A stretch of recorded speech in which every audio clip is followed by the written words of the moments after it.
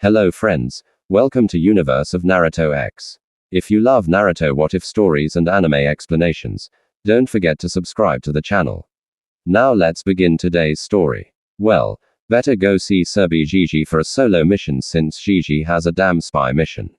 Na grumbled to himself, climbing out of his temporary bed to eat some leftover ramen from Ayami. Na then leaves the apartment complex and heads toward Ikyaku Ramen to see his family. I remember the blood transfusion but wasn't ready for what he saw. Ni, what the do you think you redoing? Naruto exclaimed when he walked in on Neji and Ayami making out. Came Ayami's reply as she didn't want anyone knowing that she and Ne were dating yet. Ayami then quickly ran to the back of the stand where they couldn't see or hear her. What, me and Ayami-chan are dating? I was going to tell you and asked Tuki-san for permission tonight. I swear, Ne stated, trying to keep calm even though he knew Naruto could pummel him without breaking a sweat. Really now, Nejiun, came a middle-aged man's voice from behind the counter. I knew the whole time my little girl has been more happy than usual, which is saying a lot since Naruto adopted us into his family, and that made her ecstatic. I give you my blessing and permission to date my daughter Nehaya. But if you ever harm her, you are dead. After all, I was on your uncle's team with Naruto's Chuzen. Tuki said, dead serious at the end as they then saw his old headband sewed into his apron. Well, there goes my threat of what happens if you hurt her.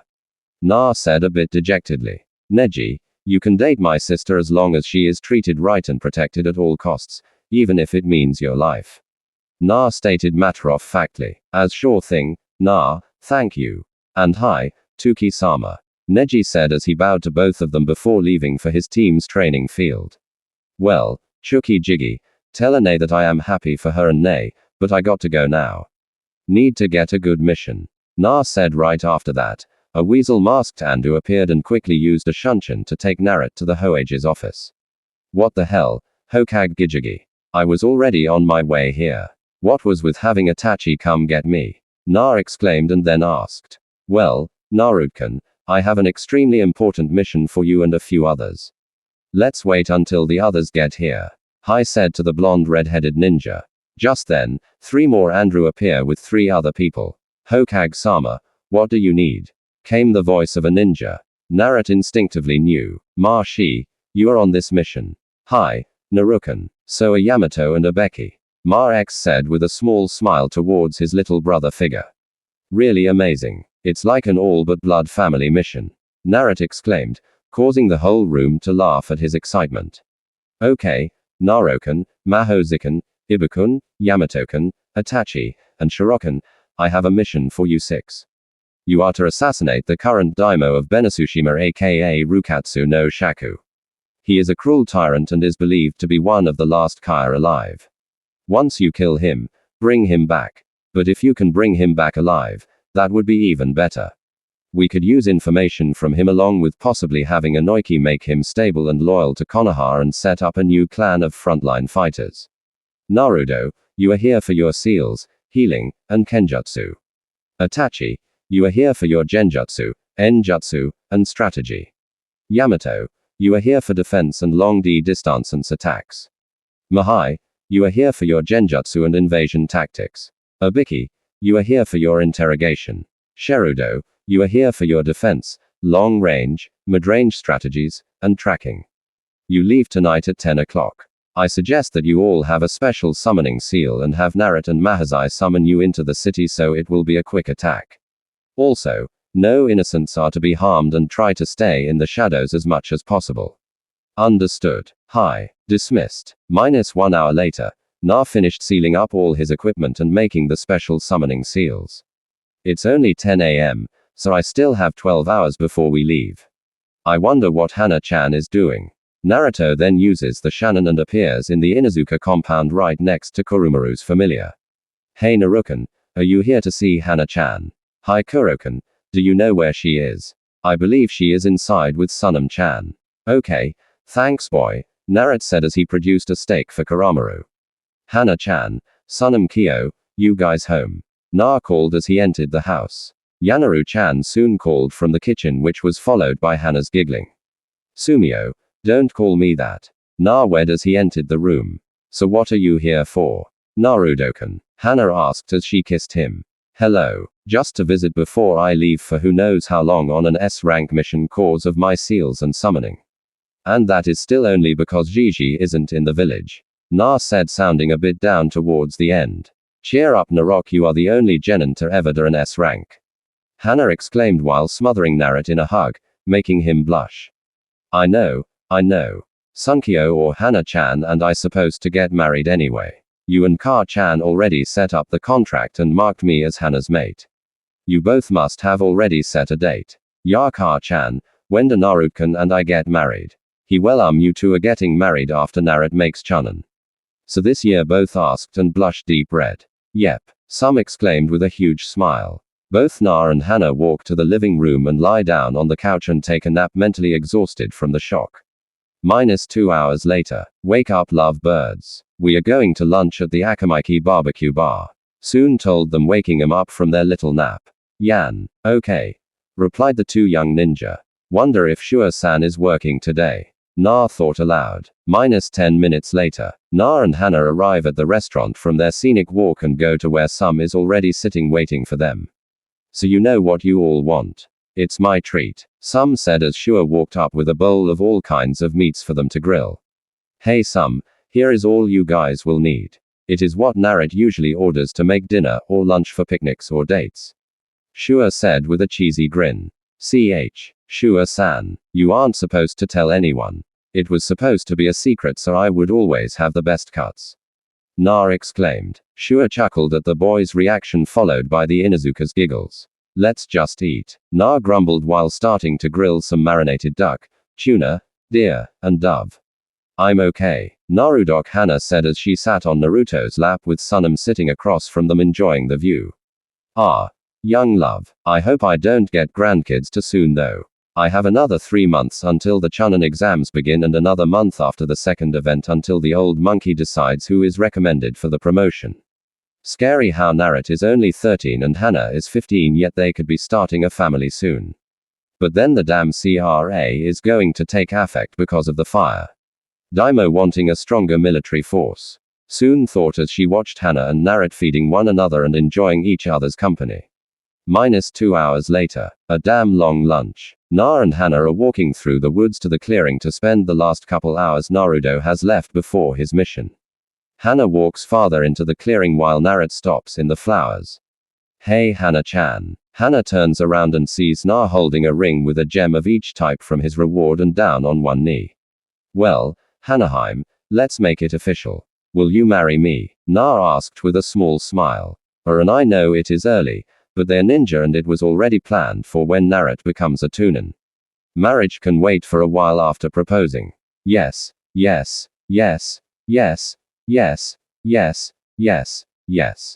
Why Hana yelled as she ran to Na. Na got the ring on her finger as 2 cameras went off and they fell to the ground surrounded by the Kitsun family and the Heiru triplets. They just laid there for the next hour cuddling while soon passed the pictures to the Hokage and the clans that liked Na. When the two walked back home arm in arm, the people who knew said congratulations and patted Na on the back. Na and Hana spent the rest of their time in the hot springs and cuddling in the backyard of the Inuzuka compound. -30 minutes before mission. Na slowly slips out from underneath Hana and goes to clean himself up. Na then walks back to Hana's room and kisses her good night and goodbye. Na gives a hug goodbye as she was still up. Biamo, please tell Hana I say goodbye and I love her. Na said as he used a Shinto get to his apartment. Na then slipped into his pitch black baggy pants that are wrapped at the end and stuffed into his black with red stripes shinobi boots. He then pulled on his sleeveless forest green shirt with his family's crests on the front, dark crimson Uzumaki, the sides dark blue Senu and the back dark purple Namikaze. Na then pulled on his long sleeve trench coat which is pitch black with deep dark green stripes and deep dark crimson flames on the hood. Then came the swords on his hips. Morin no Gerifan blazing griffin on his left and Rito Riatan freezing Leviathan on his right. Na received these before Jera left and are from Tetsunoi. Then Na grabbed Kurasukan and shrunk its size. It fits in his pocket. Then came the combat gloves with small spikes on the knuckles that were a gift from both Hana and Ino. Na then used Shannon to get to the gate with all the supplies that he would need. Here you guys go. These are the special summoning seals and my chakra is in them all. So when I pump chakra into mine, you all will appear. Na said as he handed them out. Good job, Naruto-kun. Oh. And good job on the seals and your look too. Abeki teased, having seen the pictures of him and Hana. Naruto only blushed in response as he turned away from Abeki. Okay, group. We can all tease Naruto when we get back. We can get back sooner if we hurry to get there and assassinate Rokutsu. No Shaku, Mahozai said as he was the one in charge with all his experience. -1 week later, the group minus Na and Mahozai is currently on a boat made by Yamato. Na and Mahozai are on a tourist boat heading to Benushima. Once the tourist boat touched down, Na and Mahoi headed straight to a hotel close to the palace that was built under the Kaya man's rule. Kushio's no jutsu, Itachi, Abiki, Yamato, Sherudo, Naruto called while Mahoshi laid a genjutsu over the hotel to cover the burst of chakra. The group then appeared in the hotel room, which happened to be the penthouse suite.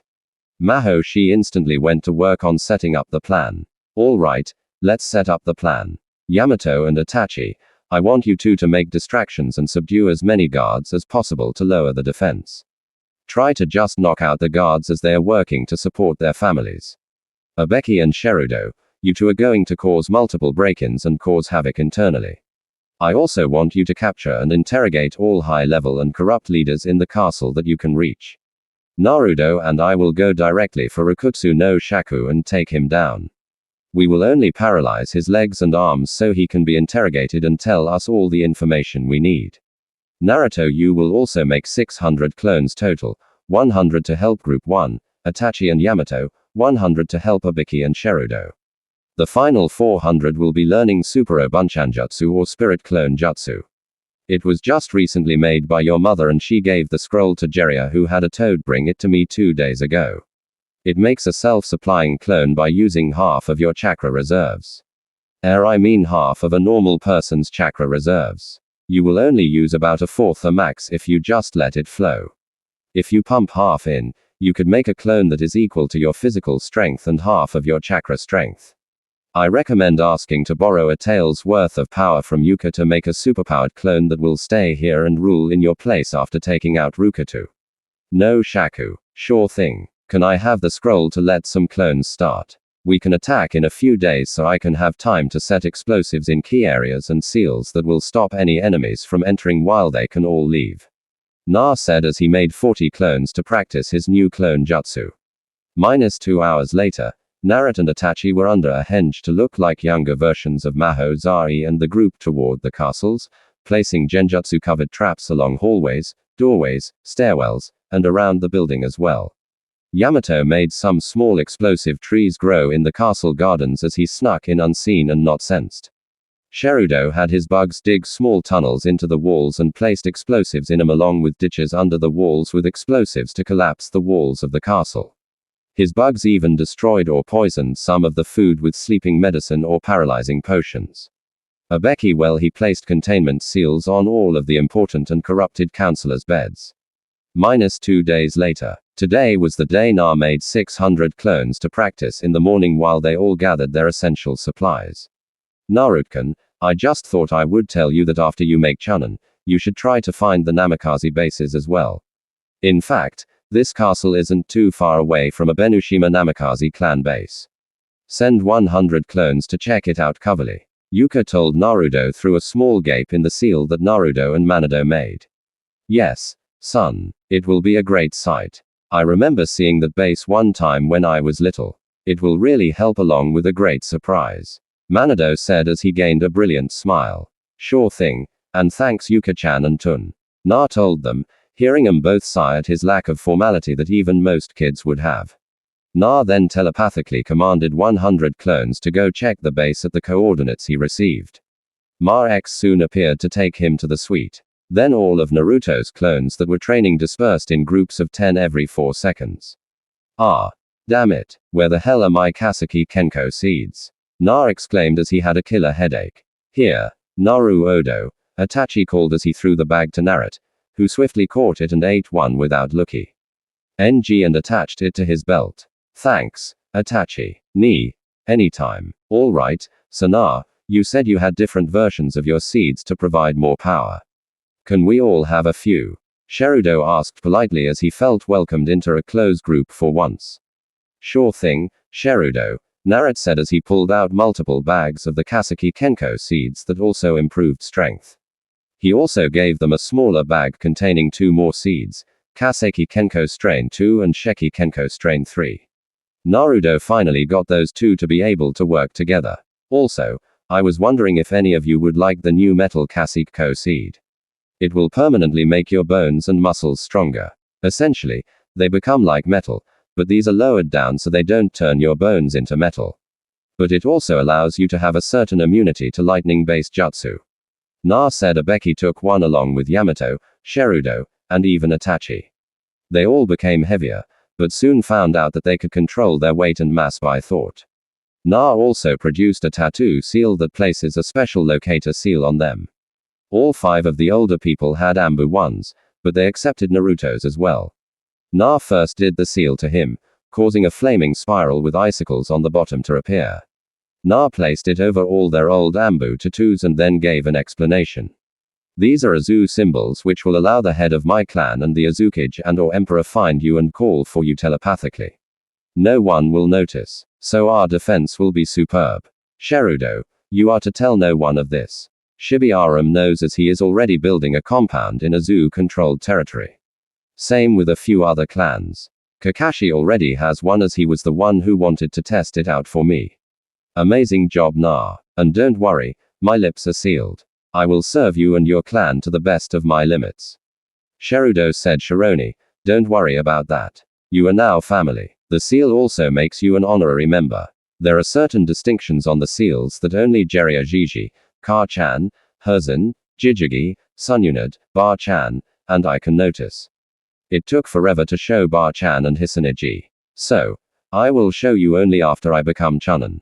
Kakashi's also makes him temporary clan head if my Ka or I are not around to take care of matters. Na said -2 hours after tattoos were placed. The Ambu learned to hide their seals until they were ready to reveal them. And the now metal ninjas have practiced with their new skills, quickly adapting their styles and making their jutsu even more unique. Itachi and Abiki's lightning-based jutsu got stronger, while Sherudo's and Yamato's earth-based jutsu got stronger. Group 1, Itachi and Yamato plus 100 Naruto clones. Start your outside distractions in 5 4 3 2 1. Now, Naruto's one-way force field seals activated as Yamato's explosive trees went off all around the castle and in the gardens. Itachi set fire to many parts of the castle and made his explosive notes go off. As this mayhem was going on, the clones found guard towers, knocked out the guards, and took them away. More and more guards, samurai and missing nin alike, appeared, but only the samurai ones were knocked out and removed. Ed from battle. The missing nin had bounties that could be useful if they are killed. Group 2, Sherudo and Abeki plus 100 Naruto clones went in to cause massive panic and blew holes into the wall and under the walls and floors, causing sinkholes to appear. Thankfully, only the more corrupted were caught in the pitfalls that were made. Sherudo's Kikao and Fuguhori drained the chakra from all those who were caught. Abeki used his Raiden jutsu to paralyze many of the enemies as he continued towards the counselor's rooms.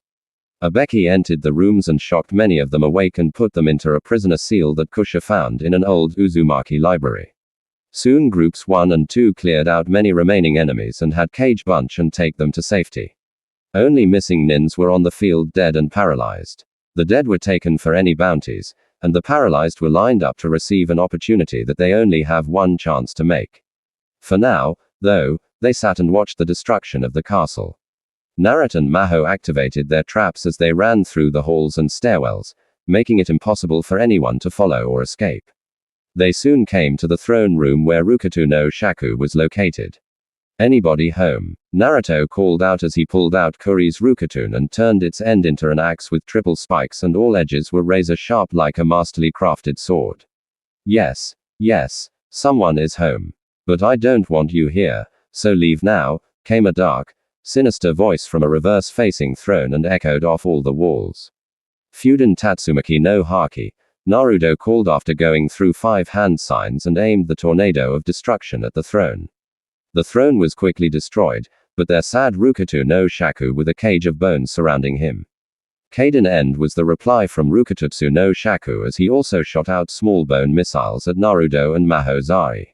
Sweden Dakuden Mahazai called out putting out the fire, stopping the bone missiles and leaving a trail to a slightly wet dictator. Then Naruto and Mahozai were faced with a barrage of punches and kicks. The Kaya clansman then pulled out a spine sword, prompting Naruto to pull out Moronogarifan and Rito Ryutan and crossblock the slash. Na then channeled normal chakra into the swords and linked them together at the base of the hilts, forming a dual-sided sword. Na then did a double slash, launching chakra from both ends at the last Kaya. Rukatsu no Shaku was thrown back and his sword was broken. He was bleeding heavily and slightly dizzy but tried to charge at them again. Megan Jigakura Mahosi called out causing Ruku no Shaku to be caught in flames mentally. What the hell? It seems he wants to die or something. Ah. It burns. Just kill me already. I am already the last of my clan, so kill me, called out the dictator. Raiden Gain Na called out, but only put enough chakra in it to knock him out. Nissan, I think he wanted us to actually kill him. I think we should let him live back in Usuzu and rebuild his clan. We would have a powerhouse clan of frontline fighters along with great bodyguards. Jiraiya Jiggy and Ka-chan can also make a seal to help with the disease. Naruto-kun, we will discuss this in a bit. Let us regroup with the others first. Hi. -20 minutes later. Na and Mahoshi were walking out of the rubble of the tower with a tied-up Rukuto no Shaku being carried by Naruto's cage. Bunch. Hey guys. Na called to Itachi, Obiki, Sherudo, and Yamato. They all greeted Naruto with a wave. Is he alive? Na-kun asked Itachi. Yes. And he seemed like he wanted to die. Actually, I suggest we let him live to help Uzu. I can make a seal to negate the disease temporarily, and my Kaseki Kenko seeds can after a few generations of use remove the disease, and they would utilize the first metal variation the best. Naruto said in his calm, authority-filled voice. I agree. Plus, it is your call as you are the heir to Uzu. You have final say in most things, Obeki stated as he was one of the more experienced members besides Maozai. Okay. We will stay here and set up Uzu rule for a while. Now, I need to do something. I will be back tomorrow afternoon. Yamato, can you come with me, please? I need to check some family things on my two's side and you are the best one to follow while staying hidden. Sure thing, Naruto-kun. Plus, I swore to protect you. So, where are we going? Yamato asked. To a Namikaze clan base on this island. This is the most secretive one, and it is the biggest stronghold in this area. Now, let me see what my clones found out, Naruto said as he concentrated on his clones' memories and Monado's memories.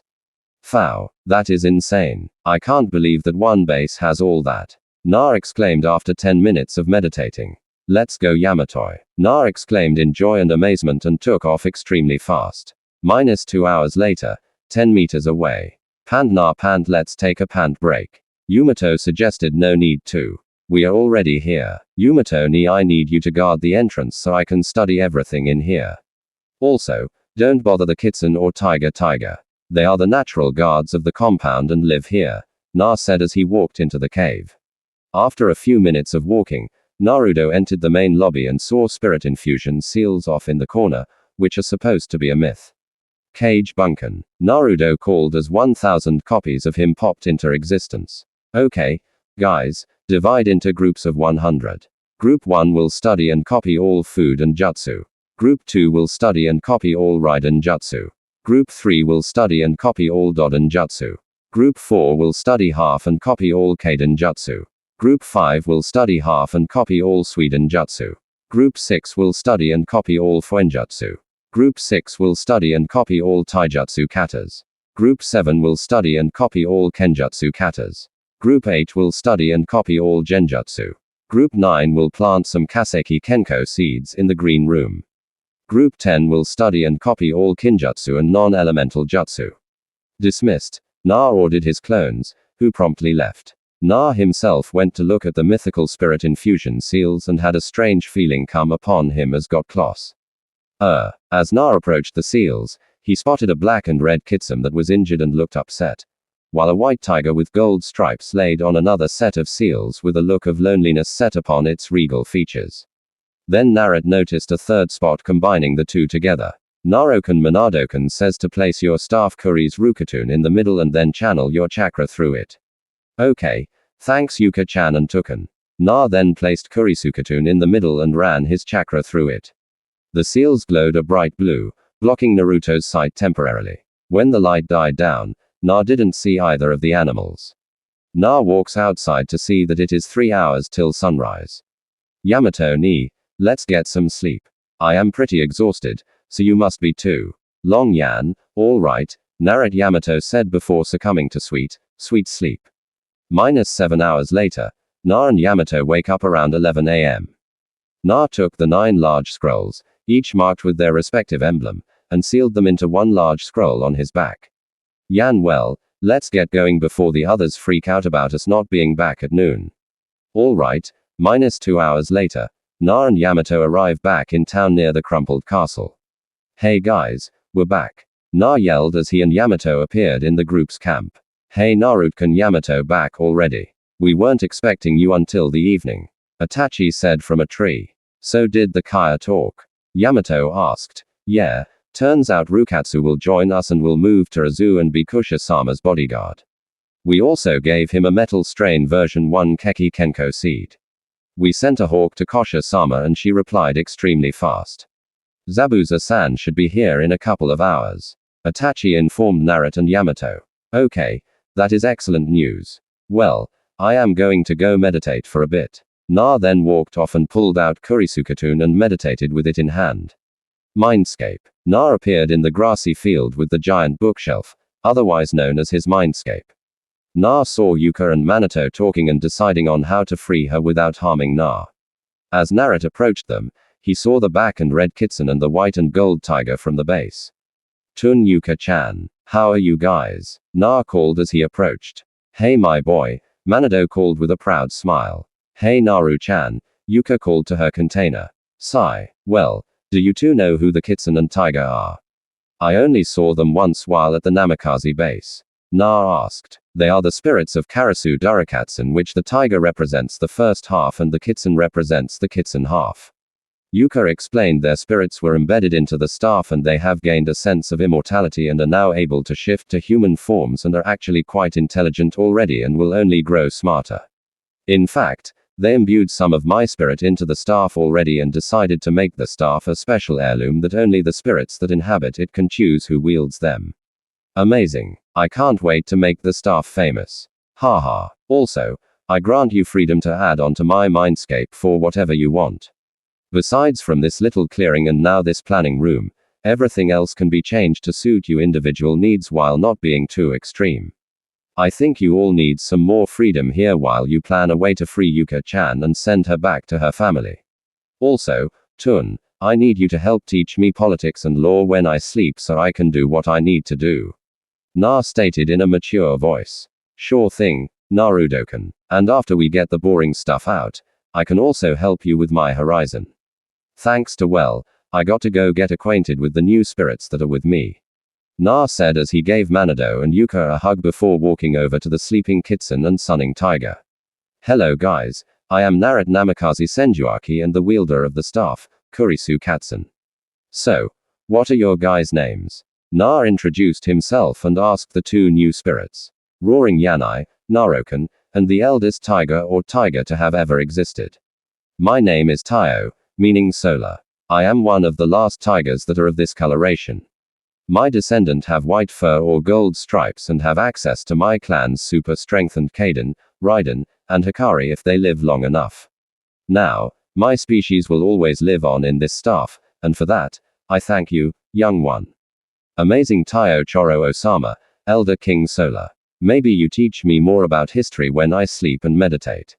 You can also store all your knowledge on this bookshelf. Naruto said as he made a grand oak bookshelf appear with a symbol of Taio on it. Yani, young whirlpool, am one of the few continent kitsune or chaotic kitsune. My name is Mokashi or Apocalypse due to my imaginable talent in Daku, Dodon, and Raiden. I was a master in them and even was known as the first student of the Kaden master Taio no Doran even though he is all but myth now. My descendant are more mischievous than normal kitsune and are also bigger. They can have any affinity. I myself had and Raiden. They might also have my Darku or Darkness ability. Even though we are considered chaotic, we are good, just more devious than usual. We aren't as old as Taiyo and his kind, but we are still old. We appear in your legends. In fact, Yuka-chan, aka Keilu, is a descendant of mine and among the strongest to have ever existed. In just 2,000 more human years, I would have been able to start teaching her how to control Darku and not just have it strengthen her other attacks. She is a prodigy though among my descendants. Wow, that's amazing. Mokashi Charoa, Elder Prankster Apocalypse. Also, could you teach me any moves and history you can later on? Also, here is a bookshelf for you as well. Naruto said to the old kitsune as a grand pine bookshelf appeared with a symbol of Mokashi on it. Certainly, little one. Now I want to visit my great-great-granddaughter. I will see you later, little whirlpool, Mokashi said as he shifted into an old but ripped man with long black and red hair with gray streaks on the side and walked over to Yuka with a small smile. And I am going to sleep some and integrate my knowledge into you. You also have 2 guests waiting for you. I will also teach you how to rule like a true king later on, young one. Taiyo said as he turned into a light-skinned man with golden striped tattoos and gray hair. He also had deep green eyes and a strong live build. Okay, see why guys later, Naruto said as he slowly faded back to reality. Back in camp, Zabuza and Udakata appeared in the campsite and were greeted by Itachi and Ibiki. Immediately afterward, Yamato, Maho Zari, and Sherudo came out to meet them and brought Rukuto no Shaku, who walked calmly forward. So, you're the Kaya we are picking up, the infamous Rukuto no Shaku. Well, you are not what I was expecting, Zabuza said with an air of indifference, but slightly ipped his sword. Hi, I am Rukuto no Shaku, the last Kaya, aka Zoj Ivory Kaya. You are the only people to know my true name besides my deceased clan.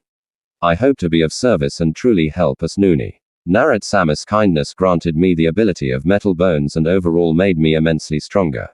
My clan will now serve as bodyguards for his clan and his empire until the end of time.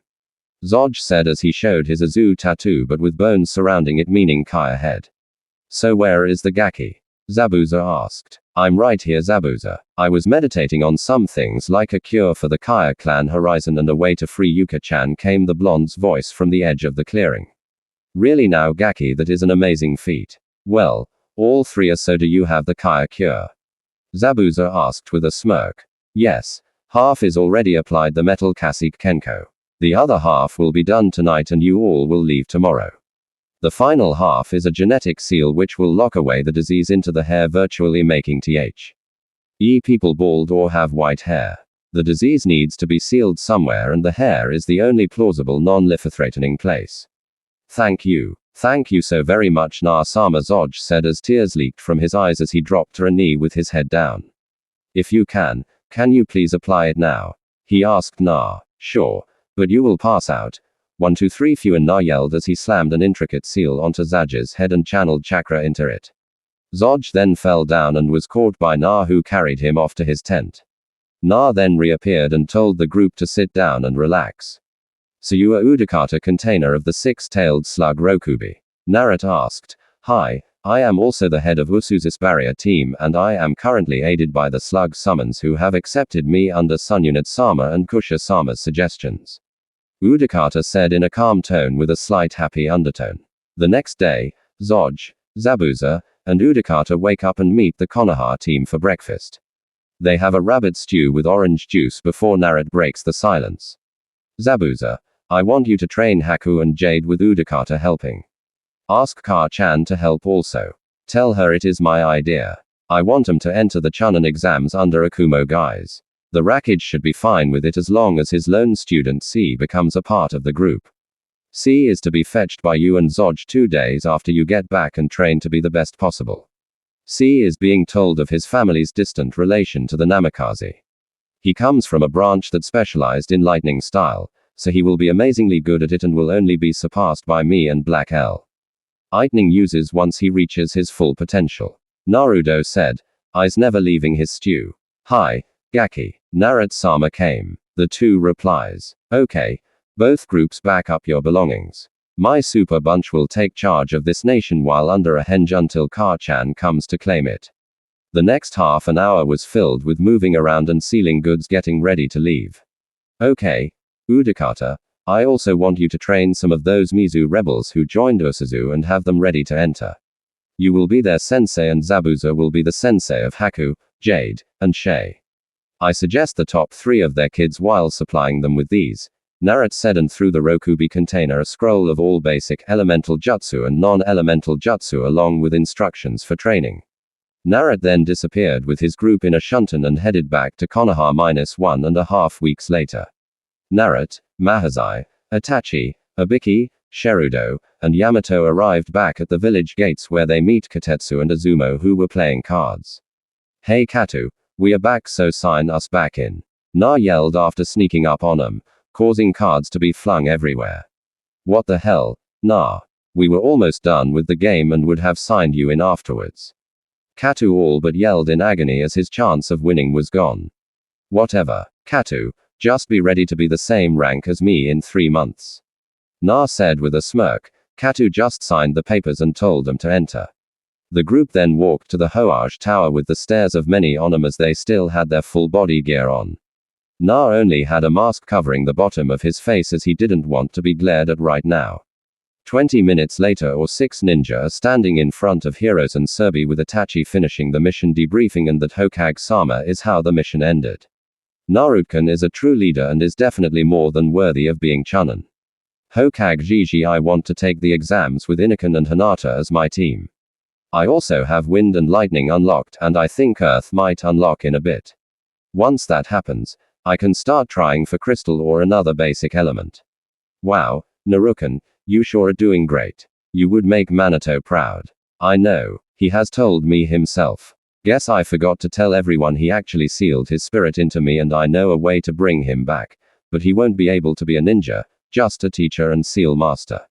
Na went on, really? How? Asked Hissen. Like this puff out came a crystal with the initials MN. With this crystal and some of Tu's chakra I can make a spiritual body which allows him to do everything he used to be able to do physically and mentally, Na said, and then channeled Manito's chakra like he was taught during his mindscape trip. Man, this is weird being back here on Earth and with my body no less. Man, you did great Naruto. Now let me see the seal. I am going to give Yuka a bit more freedom, said as he then proceeded to loosen Naruto's seal to the bare minimum, which allowed Yuka to pop out. But she couldn't leave her kitsune form or get farther than a mile away from Na. Ah. Finally free from that damn seal. Thanks, Minato and Na, but I can't wait until I am fully free. Yuka said, why do I smell a big beetle coming close to the village? Yuka thought out loud. Well, we do have the container for the 7 tails. The she coming as she was just exiled from Takagaka, her home village. Go meet her, Na and Yuka. Please return to the seal. I only want you out in private. Hai said nonchalantly. Sweet, Na yelled before jumping out the window and waiting at the gates. About 20 minutes later, Naruto sees Kakashi and Kurenai with Team 7 and 8 walking back to the village with a mint green-haired caramel-eyed tan skin and around his height and age. Naruto yelled as he then raced forward to Na, who gave the boy a brotherly hug. Hey Oto, so you had a C-ranked escort mission with Team 7. Yep, and Karani-sensei never stopped talking about how Hana was lucky to have you. Then she remembered the CRA and got excited thinking she can be with you. Hana even offered when we saw her on a B rank tracking mission and she crossed our path. Ka said and then whispered the last few parts. Really? Wow. Well, I am here for Miss 7 and take her to the Hokage with Kakashi and Karani. You other genin can go. Shino and Ka go rest in the hot ring on me. Naruto said and threw a few Ryo to Shino and Ka. Yeah. I am Miss 7. Are you Mr. 9? Asked the newcomer. Yes, I am. Na said before locking arms with her and Kurenai and taking them with him to the tower with a shunshin. Damn it, Naruto. Now I have to use my chakra to get there. Kakashi deadpanned in laziness. Kakashi then pulled out his book and hopped along the rooftops to the Hokage Tower. How the does a lame-ass Dobby from some 2-bit clan have that move down already? Sasaki seethed while Siren agreed and the two then walked back to the Uchiha compound to train and practice their Kaden jutsus with each other. Hokage Tower. Okay, Gigi, I brought Kur-chan and Miss 7. Na said, getting a nod from Hisan. Oh. By the way, what is your name? I can't go around calling you Miss Seven cause the village might figure it out. I am Narat Namikaze Senjuaki Ginuriki of Yuka the Kayabi. Hi Narokan, I'm Fu Ginuriki of Shum the Shi, and I see we are both on great terms with our Biju, and you are from 3 clans. Fu said and then asked, Yep, my grandparents are the last full-blood Namikaze and the last full-blood Senu besides of course, and my mother is the last full-blood Uzumaki. That's so cool, Fu exclaimed. So Hokage Jiji-sama, where am I going to stay and what rank will I be? Fu asked the Hokage, trying her best to stay calm. You will be staying in the same building as Naruto here, as he owns the whole building.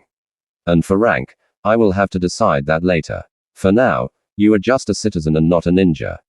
No one will know of your Gingari status and the council will have no leverage on you here. I made sure of that a few years ago for Naruto. Okay, thanks Hokage Jiji. Hokage-sama, may I ask a question? Kurini asked, receiving a nod from Herzan. Okay, well Fusen, your Buju is a beetle, so does he give you any special powers? Kurini asked. Actually, yes, he does. I have an ability to communicate and utilize insects like the Aberame clan. Fu said as she explained her power. That's amazing, Fu-chan. Yuka gives me more in-depth knowledge in seals, chakra manipulation, and speeds up my already fast regeneration ability. Na said, now, let's get you settled in a room before I take Kurchin out to eat. Na then grabbed both girls again and quickly used a shunshin to appear back at his apartment. But right after they left, he remembered he didn't get a mission debrief and was about to have Yuga go bring Karana back. But Kakashi appeared at the window just then. Did they get here and leave already? Yes, Kakashi, they did. Did they give a mission debrief? Nope. There go my plans for the next half an hour with Naruto. Well, Fu-chan, this is the apartment building I own.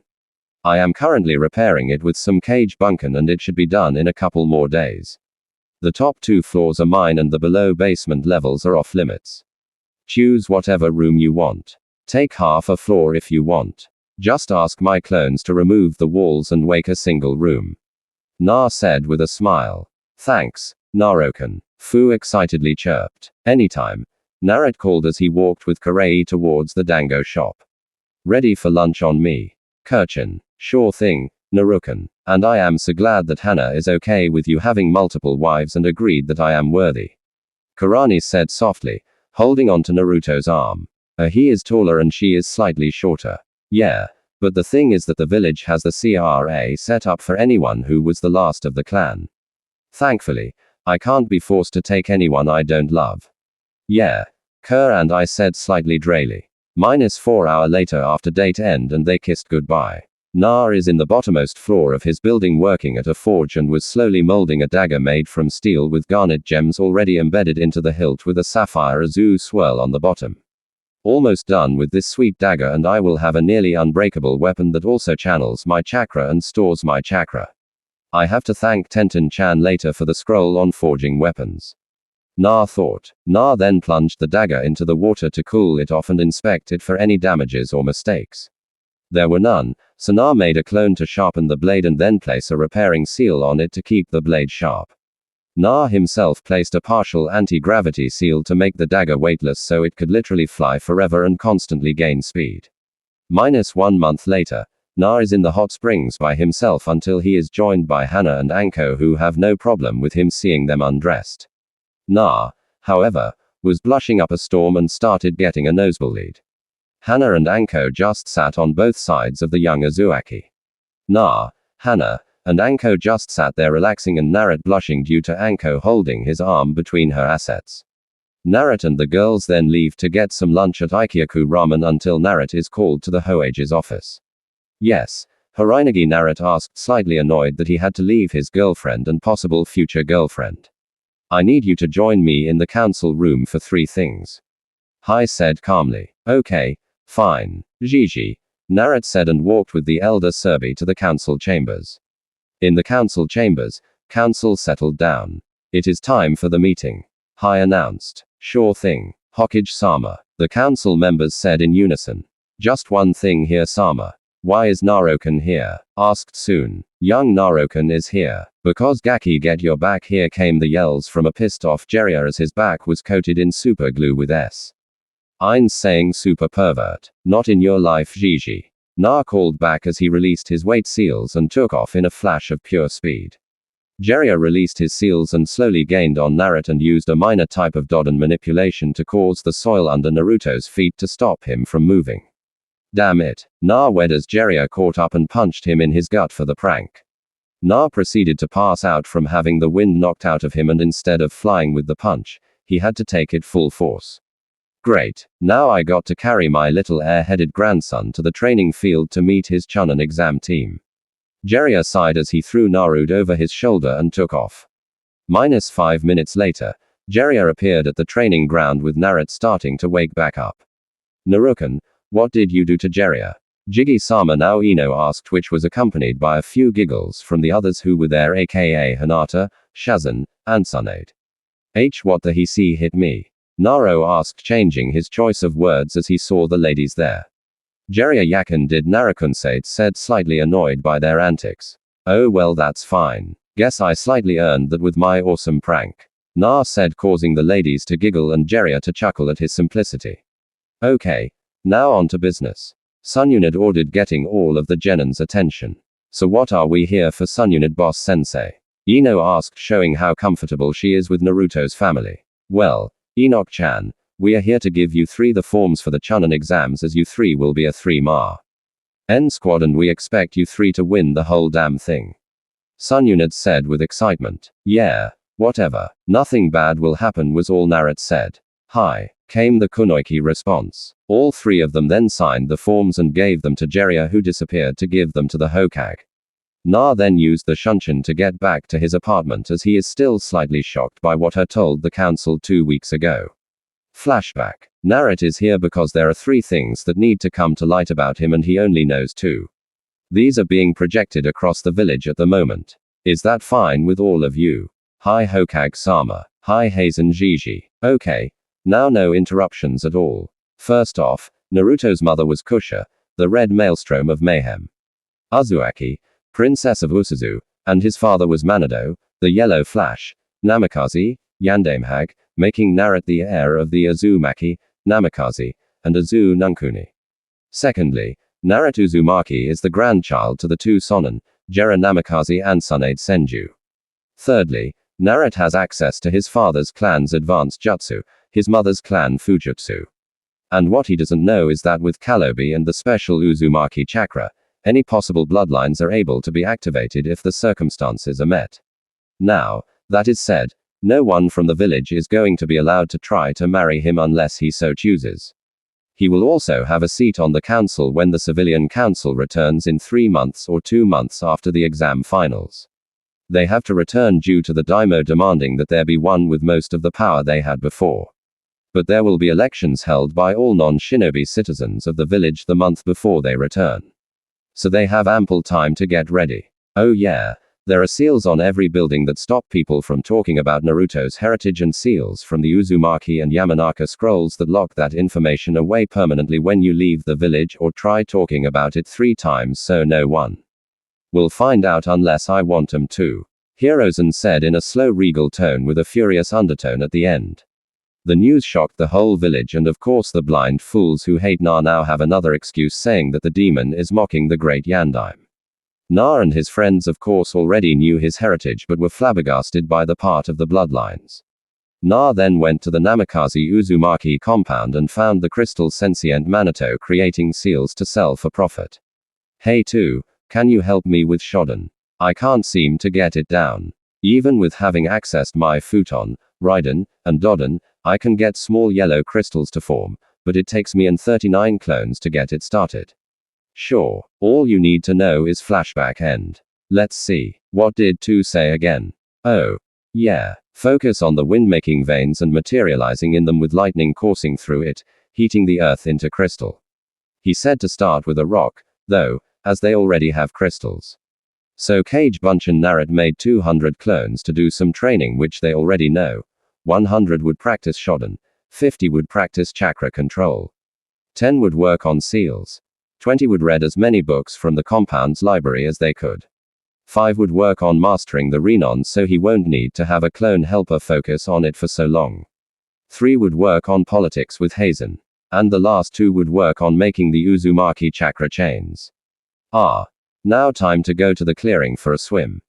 Na cheered until Hana snunched into the room and took him back to the Inuzuka compound for a dip in their hot spring.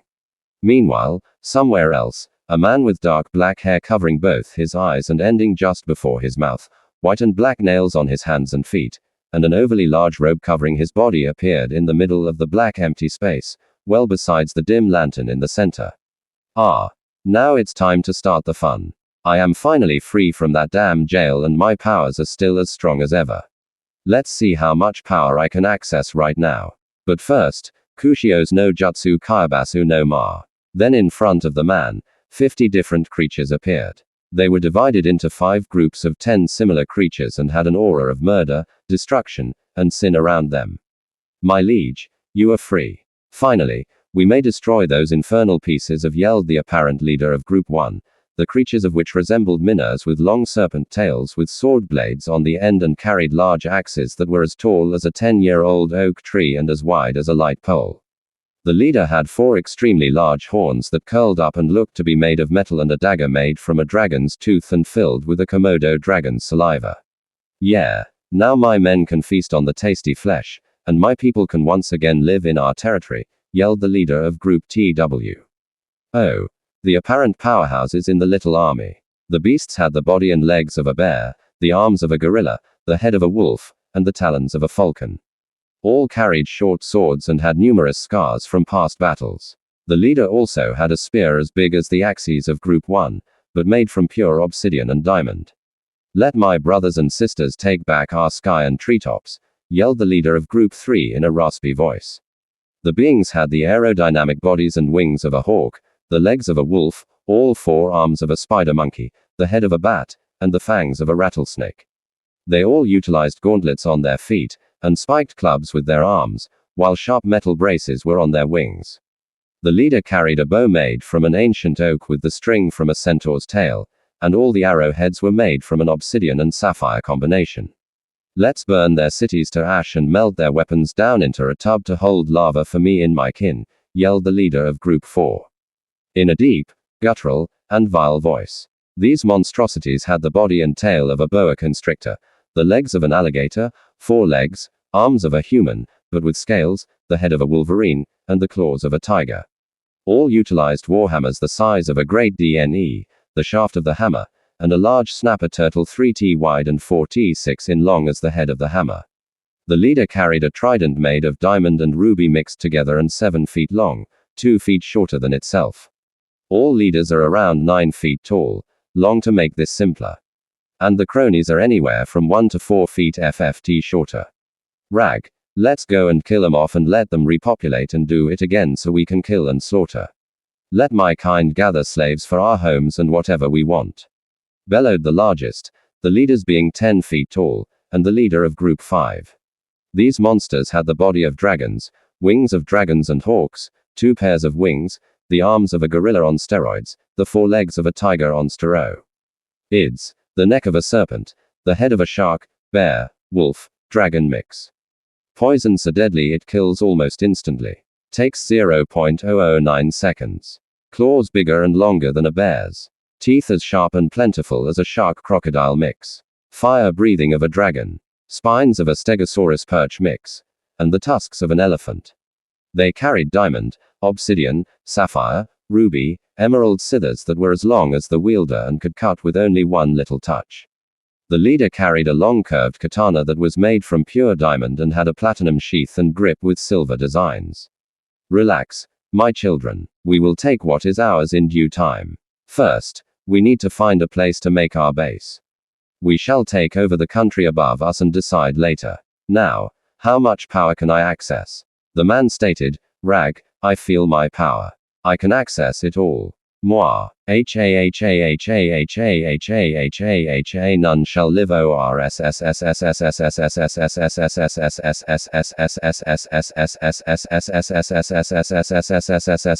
surpass me again. Roared the monstrous man, wings sprouting from his back along with him, making spikes shoot out and return to his body. So much better, the demonic man sighed. It. Serata Group 5, Heratsu Group 4, Hokkai Group 3, Kyoki Group 2, and Shutai Group 1, go now and kill anyone who was in sea. Harge of the country above us and enslave the people now. Yes, sir. The beasts then emerged from the ground and rose in the center of a megaca and sent scouts to find the ones in charge and kill them.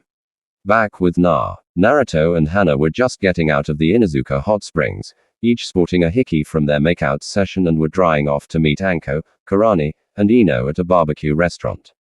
Narukan, come on, we got to go. Hana yelled as she was slipping on her sandals with beige shorts and blue top. In other words, her civilian clothes. Coming Hana-chan, Na called as he jumped down the steps, pulling on his black sleeveless jacket over his crimson shirt with brown camouflage shorts and sandals. -1 week later, Na was officially going out with the 4 girls and was getting along well with Fu. Na was currently sprinting on rooftops to get to the clearing as he and all of his friends have the day off with the Chunin exams starting the next day. As Naruto was speeding along, he saw 6 familiar people in the street, and he didn't like what was about to happen. IISS Saruna-san L. Let M go. PP please, pleaded a scared little kid with brown hair and a crimson scarf as his 2 friends are staring and begging for the guy to let their friend go. I should teach you where to look, you little brat, growled out the sand ninja as he raised a fist to punch the little boy. Kano, put the boy down right now. Damn it, demanded a blonde kunoiki. In a second, Tamari, I just need to educate this brat. The now pointed out Kankuro said to Tamari, damn it, Kanguro, put down my Odo right now. Konohamaru is the legit grandson of the Sandaime, and you don't want your pops to be more pissed at you. I mean, you already stole Team Chan's makeup for your so-called war paint. Na said as he walked up. Naruto boss came the calls of surprise from Konohamaru, Moa and Udon. Narukan Tamari called as she ran up and pecked him on the cheek. Oh. Hi Na, and what the do you mean makeup? Kanguro said in a slightly furious tone. Don't worry about it anymore or else your puppet panties will get all bunched up. Konkan Na said as everyone started laughing. Gah. You can show yourself now. You can't sneak around me. Odo. Naruto called as Ga used a sand shunshin to appear by him with a smile. Well guys, I was going to a clearing that belongs to me to hang out with some of my friends. Want to join? Konohamaru, Moa, Udon, go there and tell Enikan and Hana-chan that there will be 3 surprise guests. The Konohamaru Corps sprints ahead to the clearing to tell Ino and Hana, while Naruto and the Sand siblings leisurely walked there while catching up on what has been going on that night. Kai Na yelled as he released 14 beds which were extremely comfy and molded to the sleeper for all the genin there. Re as they laid down and looked up at the night sky. Ino, Hana, and Tamari connected their beds so they could gossip as they relaxed, and Hinata soon joined them while the guys formed a circle to tell ghost stories and just occasionally chat. They all ate Naruto's cooking and partied up until the moon and stars were out. They soon fell asleep, but all were excited for the Chunin exams the next day. Burring, burring, burring, burring. Damn it, who set a timer? Growled out Na. Troublesome. I was sleeping peacefully. Sighed. Shikamaru *RH. Damn, that was a good dream, too. Yawned Kanguro while the other males all just sighed or fell onto the ground when they all got woken up. Shut up, you lazy asses, shouted all the girls except Hana, who just sighed and got the little fire pit ready for cooking breakfast. Well, since I am up and we still have 3 hours until the first exams, I am going to go swimming. Naruto declared as he ran to the water with Sabida and Tami, Hikori and Nezu, Sapphire and Sippy, Kayaki and Sudomu, Tayoko and Raza, and Dar and Kdo, mother and father Kitsun, their son and daughter with their mates, the Huru triplets mentioned second with their mates. Ka and Akamaru were quick to follow their older brother with Neji right behind them. Soon enough, everyone Sand siblings and the Rookie 11 Team 7 and Swiren not apart with them. It is Rookie 15 plus Hana was swimming and enjoying for an hour and a half. Na was the first to leave and dry off to prepare their breakfast of eggs, bacon, sausage, noodles, and pastries. Shoji, come here and help me with this, please. Na called to his friend as he prepared everything for cooking. Sure thing, Na. Shoji yelled as he ran up to help out the knucklehead.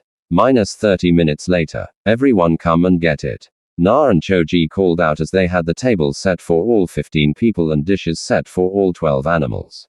Well, how is it? Choji asked as this was the first meal he played a large part on, with Naruto only doing a few small things here and there.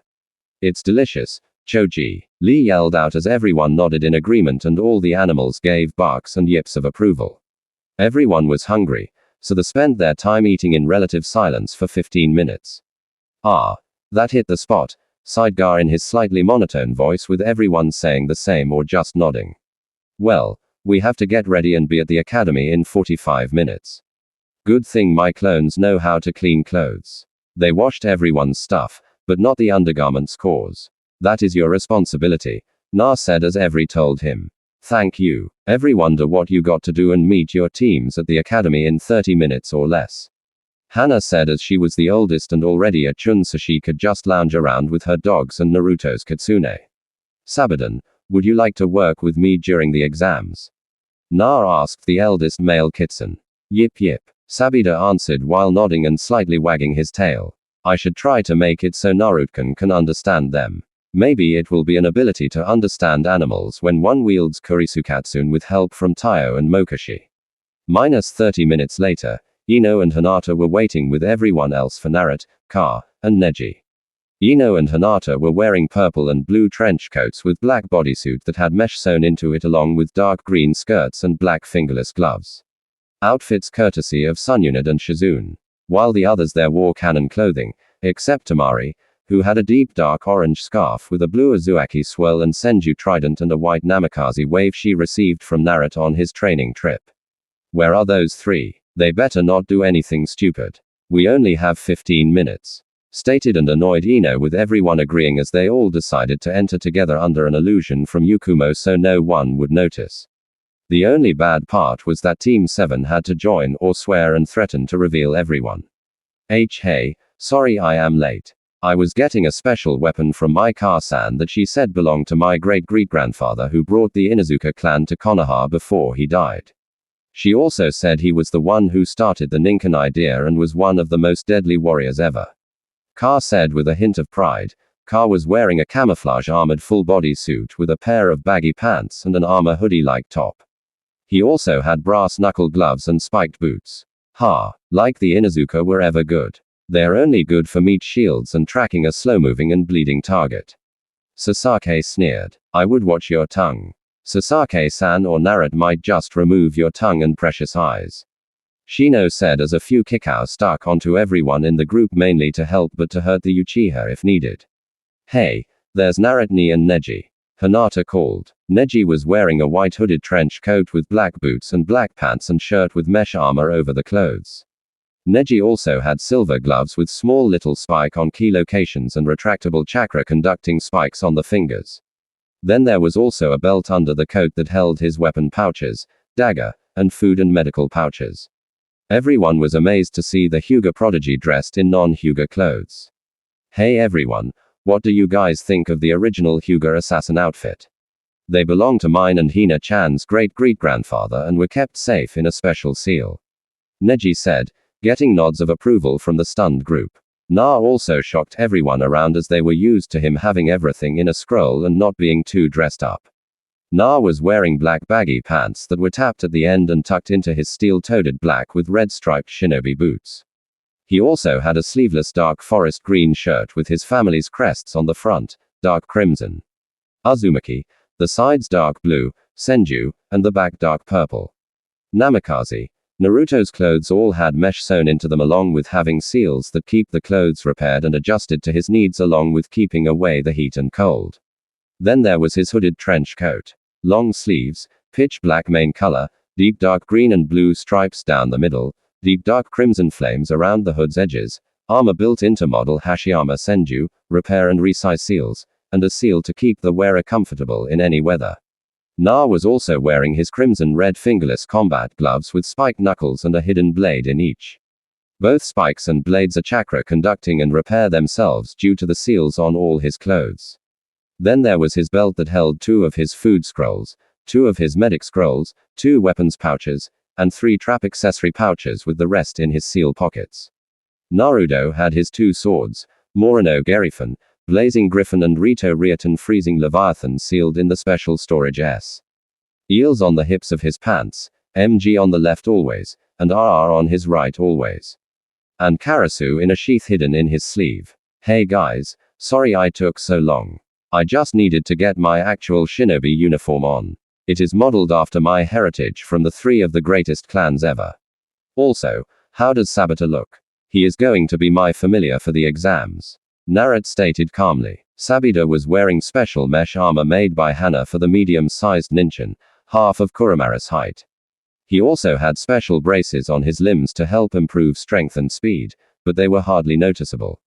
Sabata also had a seal pocket that contains a month's worth of food and medicine and can access it himself. You look amazing, nah, and so does Sabata was the reply from Naruto's friends. While the Uchiha duo and Team 7 ignored him, unable to find a way to upset him. Whatever Dobby like you could match the Uchiha. We are the greatest clan in the elites of the world. Sasaki sneered while Swiren glared. Yan Naruto Barker, stop trying to act cool, cried the pink banshee. Well, nice to meet you, Naruto-sama. Sai said in a monotone voice. Sasaki trademark Sakura, both of you shut up. Swiren stopped glaring. I did nothing to you. And Sai, right, don't call me Sama, but nice to meet you too, I guess, Naruto said as he walked towards the door with Yukumo quickly casting her superb genjutsu. Inside the building, Kotetsu and Azuma were under a henge and were casting a genjutsu to trick all of the Chunin wannabes who were not worthy of being promoted. The rookie 15 and Sand siblings just walked on by and couldn't believe how stupid some ninja were. They all met their own sensei in front of the testing room and were congratulated for getting there. Thanks, Jiraiya, Bar-chan, and Shazan-nan. Well, it is time we go kick some butt and show who the best is. Naruto exclaimed as Ino, Hinata, him walked into the room shortly followed by the Sand siblings. Then Team 8, Team Guy, Team 7, and lastly Team 10. Why did you all come in at the same time? Now you are a bigger target, you fools, came a voice from a silver-haired genin. Like we care now. Who are you? Ka asked. I am Kabuto Yukushi, fellow Konoha genin. This is my 7th time taking the exams as they happen twice a year. I also have information on just about every contestant. No one is supposed to have that kind of info. Looks like I better leave a note for a bikini since he told me he would be the proctor for the first exam. Naruto-kun, you don't need to, but still can. I along with Taiyo and Mokashi have made it possible for you to communicate with animals since you wield Kuri's Rukatsun. That means write a note and hand it to Sabata and tell him what to do. Then he can take the note to the Hokage. Really? Thanks, Yuka-chan. Rud, nah, are you in there, bro? Nei asked, noticing Na having spaced out. Yeah, what happened? Na asked as he wrote a quick note and handed it to Sabata, who then promptly left in a Daku Shunshin, a pitch-black version that Naruto taught the Kitsun as he was a descendant of Mokashi. Well, Kabuto-san mentioned the villages here and that Odoga was the newest village around. He just offered to share stats on any shinobi in the room. Neji informed Naruto, which just irritated the ninja even more. I want information on Garo Sabaku, Rock Lee, Naruto Uzumaki, and Nehuga. Okay, well, let's see.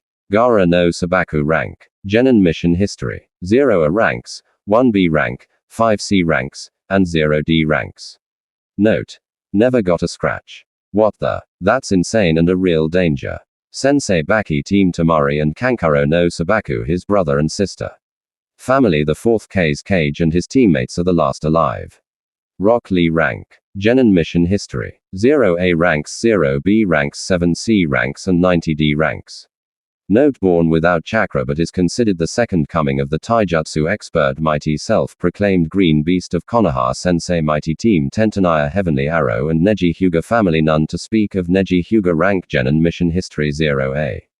Ranks 0 B ranks 7 C ranks and 90 D ranks. Note prodigy of the Hyuga and very protective of family and friends most likely to inherit the clan as he is the only male child related to current head Hiyashi Hyuga Sensei mighty team Tentanaya and Rock Lee family Hiyashi Hyuga Hashi Hyuga Hinata Hyuga Ha. Nabe Hyuga Naruto Uzumaki, who was considered his brother Naruto Uzumaki, rank Genin mission history most classified asterisk 1A rank 2B ranks 15C ranks 30D ranks. Note overprotective of friends and family. Cage Bunchan extraordinaire and a dangerous foe who has already killed before. Sensei Jera Ansunade of the Sonnen and classified team Enino Yamanaka and Hinata Hyuga family. Classified Tuki Ikyaku and Ayami Ikyaku, who were adopted into his family by blood transfusion. Well, there you have it. Kabuto said when he finished. Everyone was staring at Naruto and Gar like they grew 200 times their current size and turned into dangerous animals. How ironic. Get back to whatever you were doing. Gar growled out as he and Naruto released a tsunami of ki. Now tell me about Odoga, demanded Sasake again. Let's see. Well, they are the newest village and most likely the weakest around. Kabuto said, only to jump back to avoid a strong arm from an Odo shinobi with a metal bracker that had holes in it. The hell are you doing? Gar growled out. Just then, Kabuto's glasses broke and he coughed up blood. Teaching this a lesson. Don't mess with Odo, said the mummy with the metal bracker. All right, you little shits. Stop. Oh. You're disqualified, shouted and infuriated Ebiki. Everyone just stopped and looked at him for orders. Line up. You all are going to pick numbers for where you sit. Ebeki commanded. -10 minutes later. Ebeki is passing out the tests when Sabida appears back under Naruto's desk and climbs into his trench coat. All right, a couple things before you start. There are 10 questions. One is saved for later and considered the final part of this test. You start with 10 points and every time you get caught cheating, you lose 2 points. If you lose all 10, you and your team are removed and sent home as failures. The last thing will be said when you maggots reach the very last question. Now begin, Ebeki stated and then ordered. The Chunin hopefuls instantly started writing answers and some were cheating.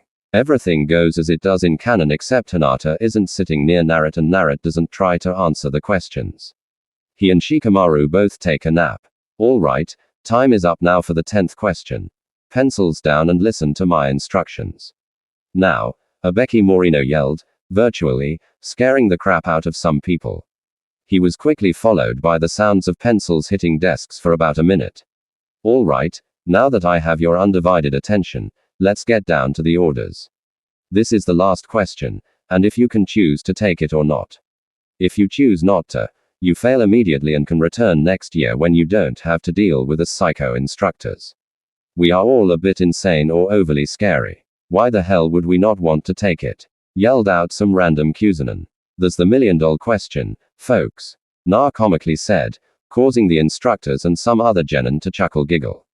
Quiet Na. And if you choose to take the question and fail, you will never be allowed to take the Chunin exams in Konoha and allied village Ag.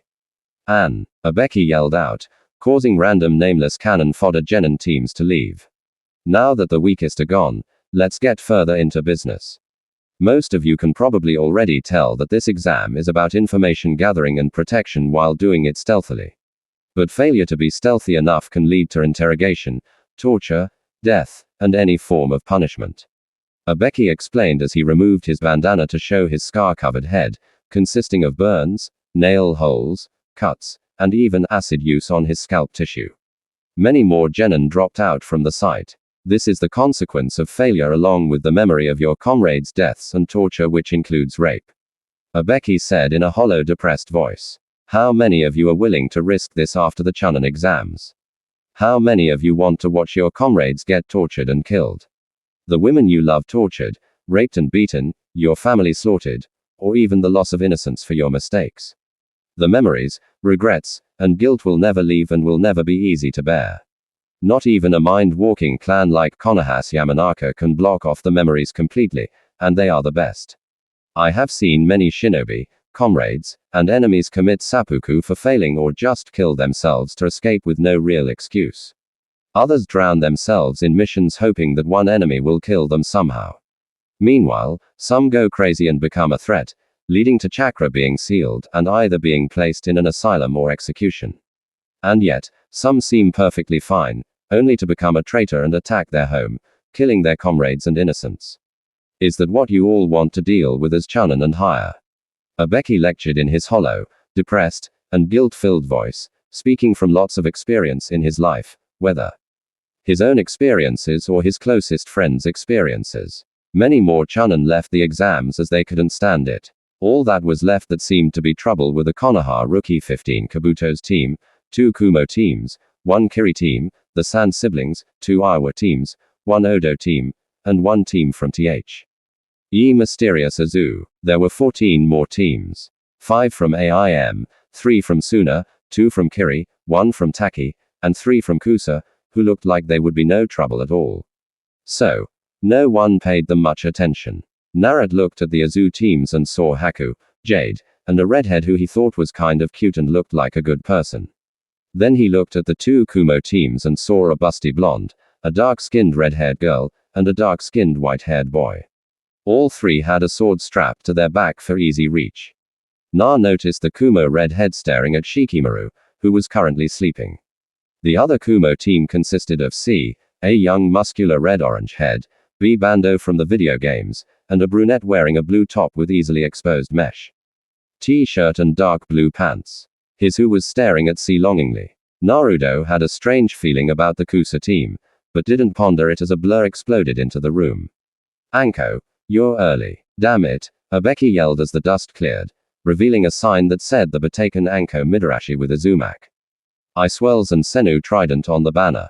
Enko, however, wasn't by the banner. She was in Naruto's lap giving him a hello kiss as Ino walked up and gave her a hug. Hey Enko-chan, now why didn't you tell me you would be the proctor for the second exam? Na asked, to surprise you, of course, my dear Nukan. Enko said as she kissed him again only for Ino to join in for a few seconds. All right now you maggots listen to me and damn Abekan are you getting soft? Enko ordered and the questioned I didn't go all out plus they're a tough bunch. Abeki replied as he and his administrators started collecting the tests. All right now you all have 30 minutes to reach training ground 44 or you are disqualified. Enko then disappeared in a normal Konoha-styled shunshin. Well, let's go. Na called as he used a shunshin to get his team to the field ASAP. Na, Ino, and Hinata appeared next to Enko in front of the specified field training ground 44. Enko told them what this exam would be about and already had them sign their waivas. They spent the 30 minutes talking as the other teams started to show up. All right, now that you all finally showed up, I can announce the exam details. This is a survival exam.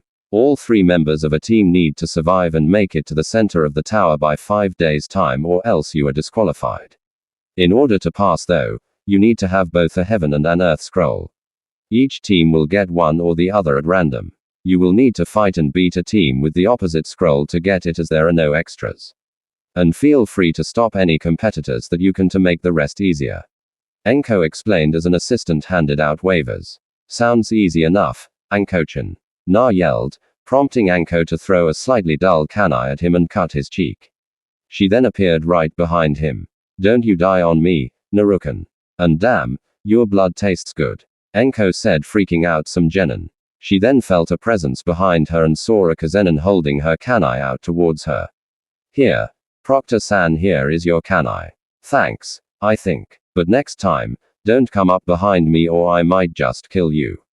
Anko hissed at the girl. -10 minutes later. All right, you all have your respective scrolls and are at your respective gates.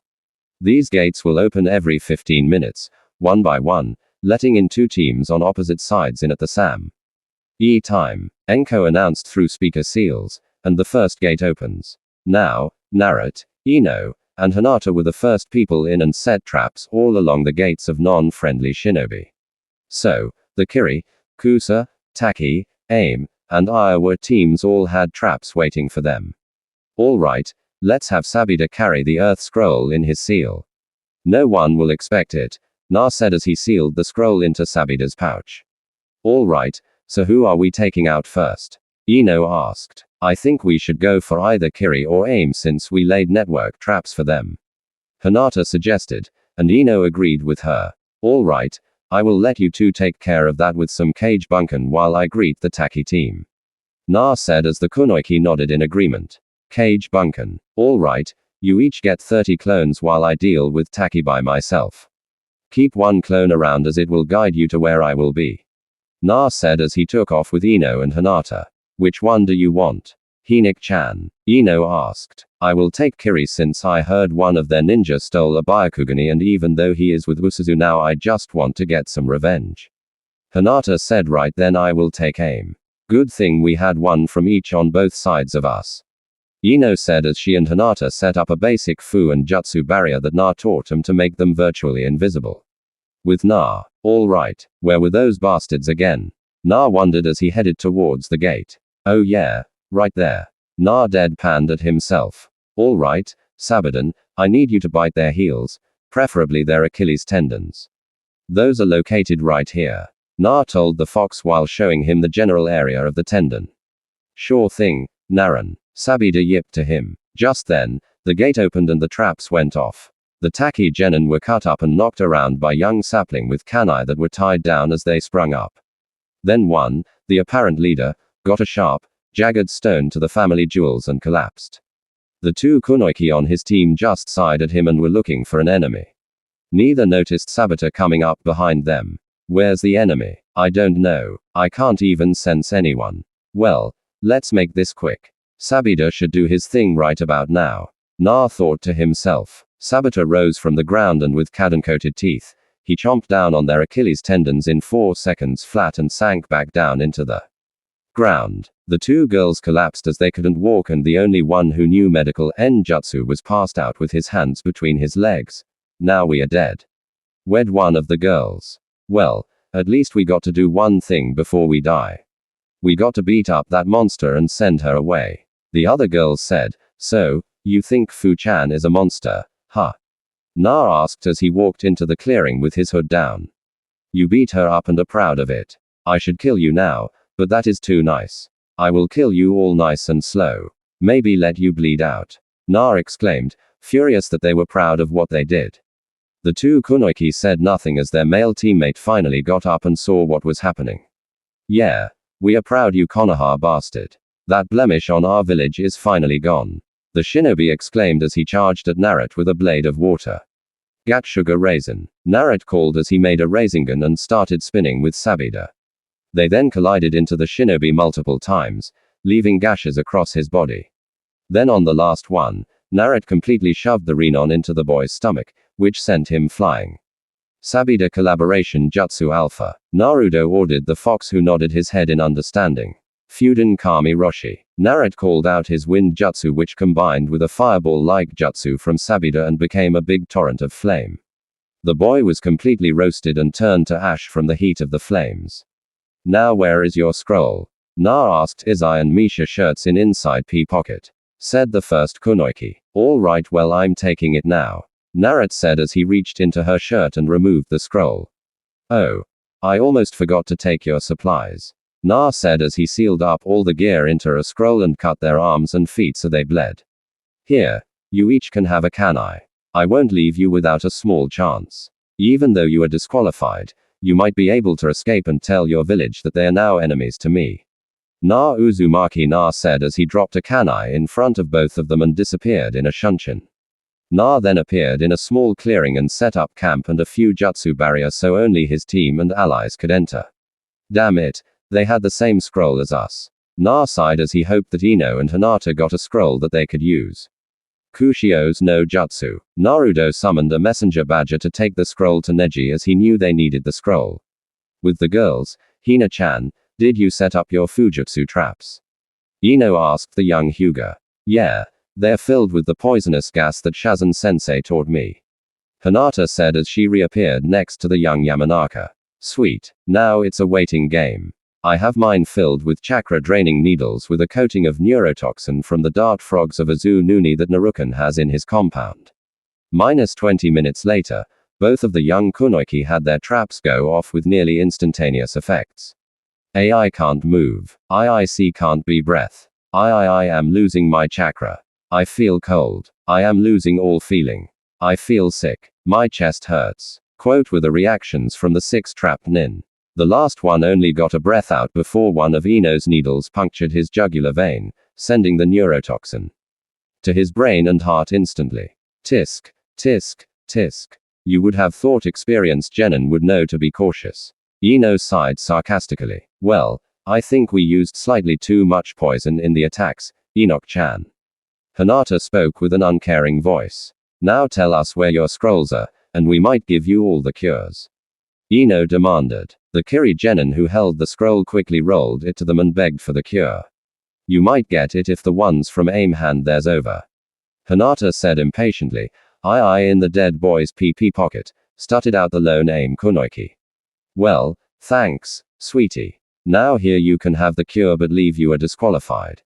Ino said, injecting the antibodies into the young kunoiki. What are about M? Asked her teammate. Yan, no, you are a bastard. I heard you threatened to rape her earlier.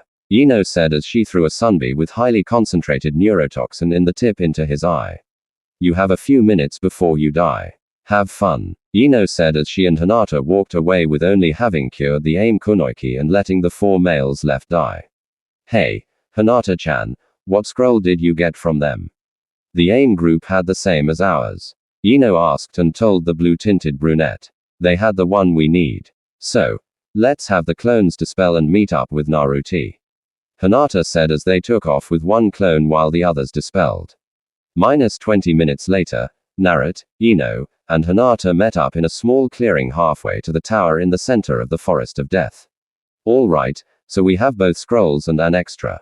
Let's go and leave the scroll with traps around it so we can out other teams. Na said as he started making seals to place around the scroll. Okay, Narukan, but what if one of our friends find it? Ino asked. Well, the traps won't go off. They're anti-friendly fire seals. But it will give them a slight shock because we are all enemies right now. Na said as he finished the seals. Alright, Hinata, hand me the scroll so Sabakun can hold onto it. Na commanded. Hi, Naruni. Hinata said as she did what she was told. Na with Sabida on his back, quickly took off with Ino on his left and Hinata on his right. They started sprinting full speed and kept it up until they saw a large snake which Na knows didn't belong in the forest. Kushio's no Jutsu Buo Gamasha. Naruto called out with a puff of smoke revealing a bigger Bu the samurai, Kango the medic, and Gamasha the defender. Gamasha and Kango, I need you to go with Ino and Hinata to make sure they get to the tower. Bu, I need you to help me with the snake. Sure thing, Naruto Kuni was the reply of the toads. Ino, Hinata, Gamasha, and Kango took off speeding towards the tower, leaving Naruto and Burr behind. Okay, Bu, I am going to make a Rinnegan. You channel nature chakra into your sword and launch it. And Sabakun here will launch some fire into it to decimate the snake. Sure thing, nah, but I better be able to take some snake skin for my sword sheath and for Kangochan to make a bag for her supplies. So, it's Kangochan now. You two are finally together. Congrats, Naruto said, embarrassing his longtime friend. Now, let's go so we can take care of this fool. Yeah, Naruto formed a Rinnegan with one hand and started sprinting towards the gigantic snake. Sabida's mouth had flicks of flame coming from it and Book's blade started vibrating and the wind picked up. Buu raised his blade executioner style and launched the wind blades toward the snake's head. The wind was quickly lit on fire as Sabita launched his blast of fire and ignited the pure oxygen and hydrogen in the air. Naruto focused chakra to his feet and launched off the ground and his Rinnegan dug into the snake's side, cutting it open. The snake then received the flaming wind swords on its head and neck region, causing it to hiss in pain and anger. The snake launched and swallowed Naruto whole, trying to crush him with its gut. Sabida snuck up and clawed the snake's eyes while Bu sliced the snake open at the neck right above Naruto's head. What the Buu? Couldn't you have been more careful? Haha, sorry, nah. Bu apologized slightly, ashamed and slightly amused. Fine, let's just take the snake in a scroll and catch up to the others. Na sighed as he pulled out a storage seal and walked over to the snake. Minus 30 minutes later, Enoch-chan, Hina-chan, wait up, Na called as he saw them and their toads in the distance. That was fast, Narukan, Ino exclaimed. I think it was just a distraction. Although it did give us a lot of snake skin and meat, which I will have the badges make sheath and bags aloe. NG with nisized steaks. EW. Snake steak. That sounds disgusting. Wind both kunoiki. He's not that bad really. Well, Naruto, I wish we could stay, but we need to go back to Mount Myoboku. See you later, little one. Gamasha said to Na, who is considered by all of the GMA as family. Bumamu Sheijigi Bukni Kango-chan. Narut said as he hugged each of them. Tell Gamabunter and his tadpoles I say hello and will visit them after I win these exams. Na said, causing everyone there to chuckle. Sure thing, Gaki, Gamasha said as the three toads reverse summoned back to their home. Alright, now let's get to the tower. We have to make up for lost time and I want to be the first team there. Naruto declared, much to the delight of the Kunoichi at seeing their hyperactive friend ready to go.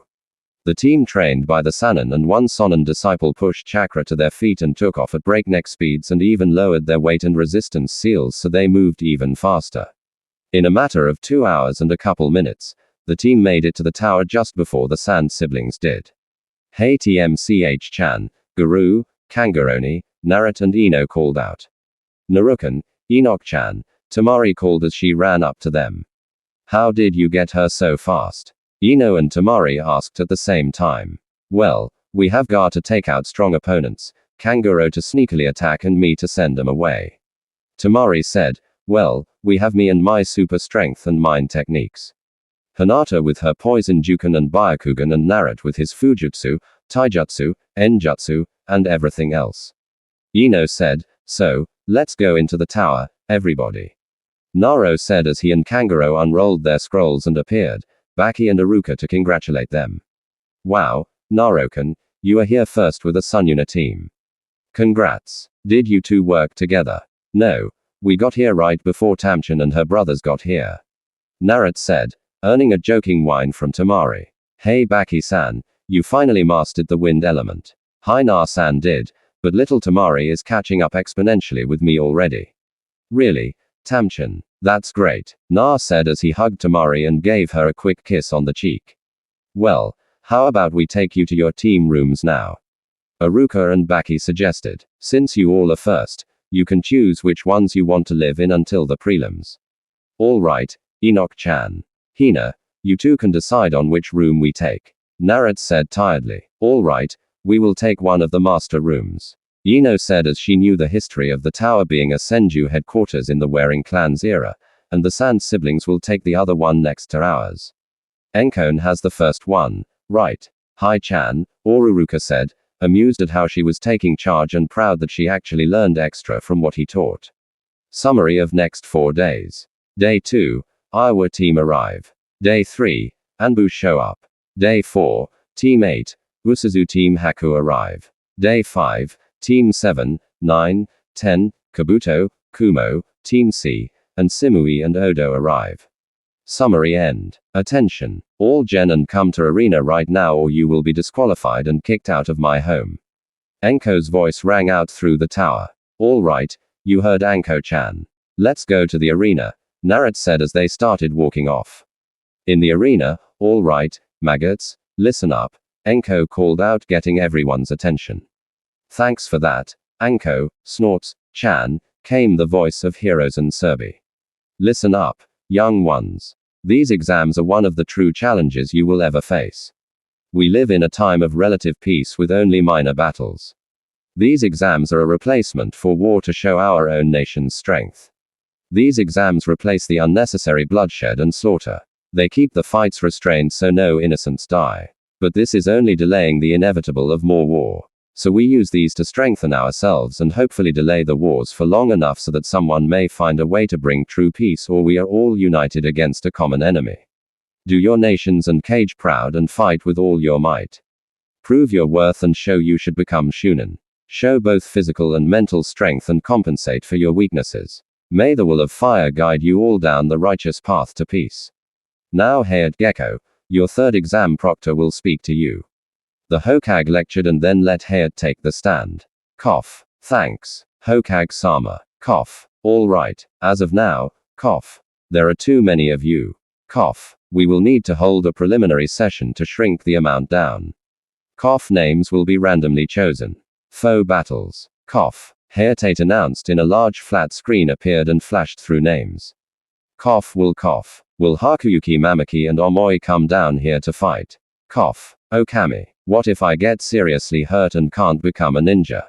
Karui would kill me and Simui would scold me. And what if me not becoming a ninja and of higher rank leads to Yugito sensei Bis-sama or even Rakage-sama's death? Omoi thought worriedly. Zabuza sensei and Kusha-sama told me not to use my ice style and just stick to water while Jadeoto sticks to wind. Such a pain. Haku sighed to himself. Alright, Hajime, Hayatate said as he jumped away. Omoi-san, what do you say to a match of Kenjutsu? Haku asked, pulling his sword from his kimono. Sure thing, Haku-san. Just Kenjutsu and nothing else. Deal. Deal. Haku and Omoi ran towards each other, their swords shining in the light. Haku's white and Omoi's dark blue. Omoi's blade started to glow and vibrate like it was containing lightning and illuminating fire, while Haku's blade started to glow like it contained liquid ice. So, you have a personalized chakra blade, too, Haku observed. Yep. Fire and lightning. Yours, Omoi said and asked. Water with some wind, so let's go all out, Haku said. Omoi jumped in the air and pumped chakra into his blade, causing it to glow brightly. Then he dived down towards Haku, aiming for his dominant shoulder to force the young ice user to quit. Haku, however, dodged to the left and sliced Omoi's right bicep, causing the arm to be painful and a challenge to use. Ah. Damn it. Thank Kami. I am extras. Omoi sighed in pain. Well, looks like I will have to take care of the other arm then. Haku said and then disappeared into thin air. Omoi then pushed Raiden chakra into his blade, causing blue lightning to shoot off of the blade. One streak of lightning struck Haku's leg, causing it to go limp. Kami, damn it, let's see how you like water then. Haku then concentrated sweetened chakra into his sword and made it extend 6 extra feet and to surround his body. Now, while the water helps me move and heal me, it also increases my range. Omo, you should quit now. I can control the water and thus lightning going through it if you attack me. I can also make this water below freezing or above boiling with one thought. Haku said and then formed a second blade in his left hand. Fat chance Haku-san, I need to prove myself so I can take my uncle's spot as head of Kumo Anu. Omoi declared in a moment of seriousness. Omoi then pumped his sword full of Raiden and Kaden chakra and slashed at Haku with full force. Gao, that stung. Now try this. Haku yelled and did an X slash which caused Omoi to cry out in pain from searing heat and freezing cold. That hurts. Well, Haku-san, let's finish this. One last all-out slash. Winner takes all. Omoi asked, getting tired of the back and forth blows. Sure thing. Let's do it, Haku said as he and Omoi landed on each side. Haku focused as much Sweden chakra as he can into his blade with some futon rippling around it. Omoi's blade had Kaden chakra to the max with Raiden rippling around it. After about a minute of charging, both ran forward and slashed Omoi vertically and Haku horizontally. The fire and lightning and water and wind met in the middle, making a cross, causing a huge explosion, sending both Haku and Omoi into the walls behind them. Damn, I can't continue. Haku and Omoi both said quietly to themselves before both passing out. A cough, draw no victor. Hayatate declared as the medics took the two away. The television then started having names spin again. All right, cough, next matches between cough Sasake Uchiha and Yoroi Kado. Cough, Hayate said match goes as canon. Summary of unimportant matches to describe canon matches except Naruto, Ka, Nei, Gaara, Lee, and Hinata. Ino tied on purpose. Jade vs Kui. Victor Kui. Mei Terumi vs Kuretsuki. Victor Mei. Bando vs Sai. Victor. Bando. His vs Kabuto. Draw. C vs Lee. Victor C. Suzbaki. Kamizuru vs Nehaya. Victor Neji. Tasaki Vigara. Victor Ga. Swirina vs Ka Inuka. Victor Ka. Hinata. Hyuga vs Sai. Draw. Now to Naruto's match. Cough cough. Naruto Uzumaki vs Simui. Nikov Hajime. Hayate called for the final time as he jumped away. So you are Naruto Uzuaki? Simui asked as she and Naruto circled each other seeing who would strike first. Yeah, the one and only. I guess Agi or Sikken told you about me. Na stated, hi, and Azu-sama showed me pictures of you, but they were slightly old. You are bigger now and I can't see your yellow and crimson hair and can barely see your blue and purple eyes. You know that much. Dang. Well, let's fight with Kenjutsu Hame. Do you want me to use my swords or staff? Na asked. Getting Simui to blush at the him part. Use your swords. I heard that staff of yours is unimaginable. Simui said, all right, be ready for fire and ice from 2 legends. Behold, Morin no Garifan and Rito Ryoten, the legendary swords of the mythical titans. Naruto called out, surprising the crowd. Except for Ino, Hinata, Kakashi, Jiraiya, Tsunade, Shazen, and Harem. I thought those swords were just a myth. One sensei of mine spent a decade searching all possible areas for them. Simui said, astonished. Hey, clan secret, Na said, causing Simui to pout. Please tell me Na Kung Sama, Simui said coyly, but only Naruto could hear the Kung Sama part. If you beat me or we tie, then I might deal cage bunch and jutsu. Naruto called, making about 101 clones. So there were 102 Naruto running around, 50 of which were making Renin in pairs. Na, however, made a Rengen in his left hand and a Chidori in his right. In the stands. That's my grandson. Hi, and Jiraiya smirked. Yanaru-chan had openly cheered for her grandson. That's my Odo. Kakashi mentally cheered as he saw Naruto do both his and Monado's signature moves. That's my Narukan, thought Anko, Ino, and Tamari. How does that low-class piece of Dobby have all that power?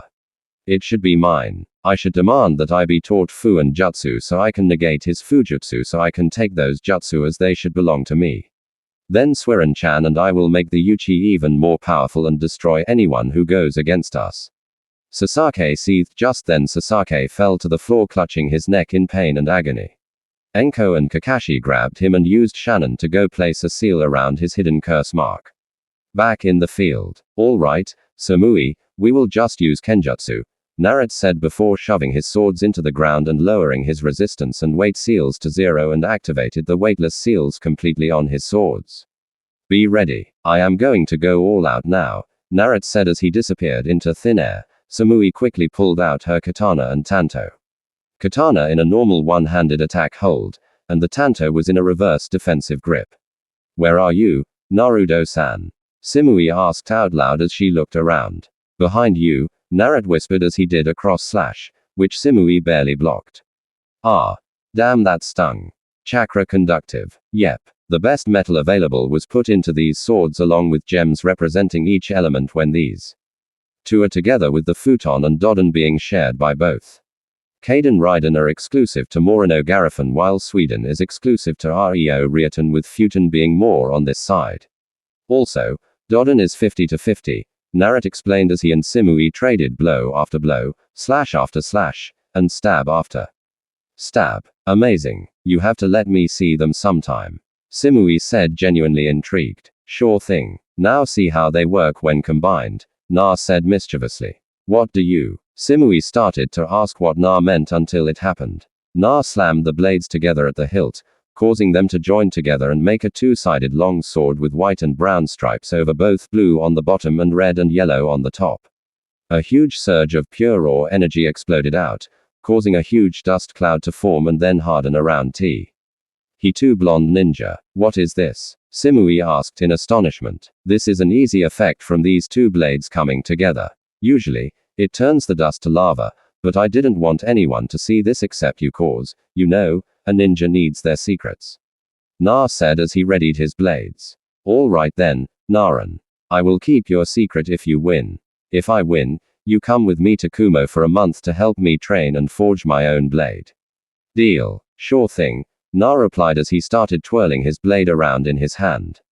The wind in the enclosed space started spinning rapidly in conjunction with the twirling blade. Sparks were spotted jumping across the currents and flames were traveling along the enclosure and Naruto's blade.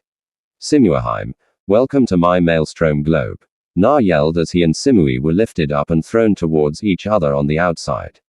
Damn it, that brat is showing off for the girl. Jiraiya's sweat dropped at his grandson's slight idiocy. Come on, Odo, finish this up so we can go home. Yamato grumbled from his spot next to Hirozen. Chill out, Yamato. Naruto is just having fun. Hai replied with a chuckle.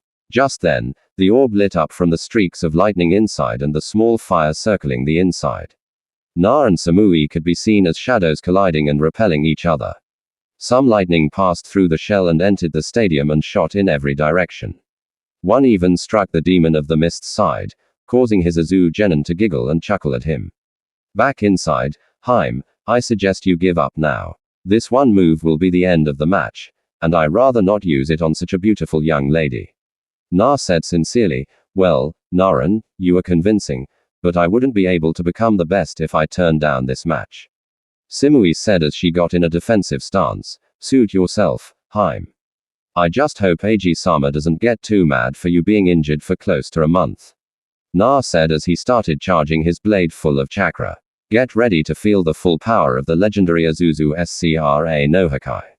Legendary Maelstrom Scrack of Destruction *Scrass are two-legged dragonoids from American Indian folklore mythology that constantly plot the downfall of all opposing sentient life. Legend says this blade caused the destruction of the ancients before the Waring clans, and the Rakudo Shanan himself wielded then hid the parts of this blade.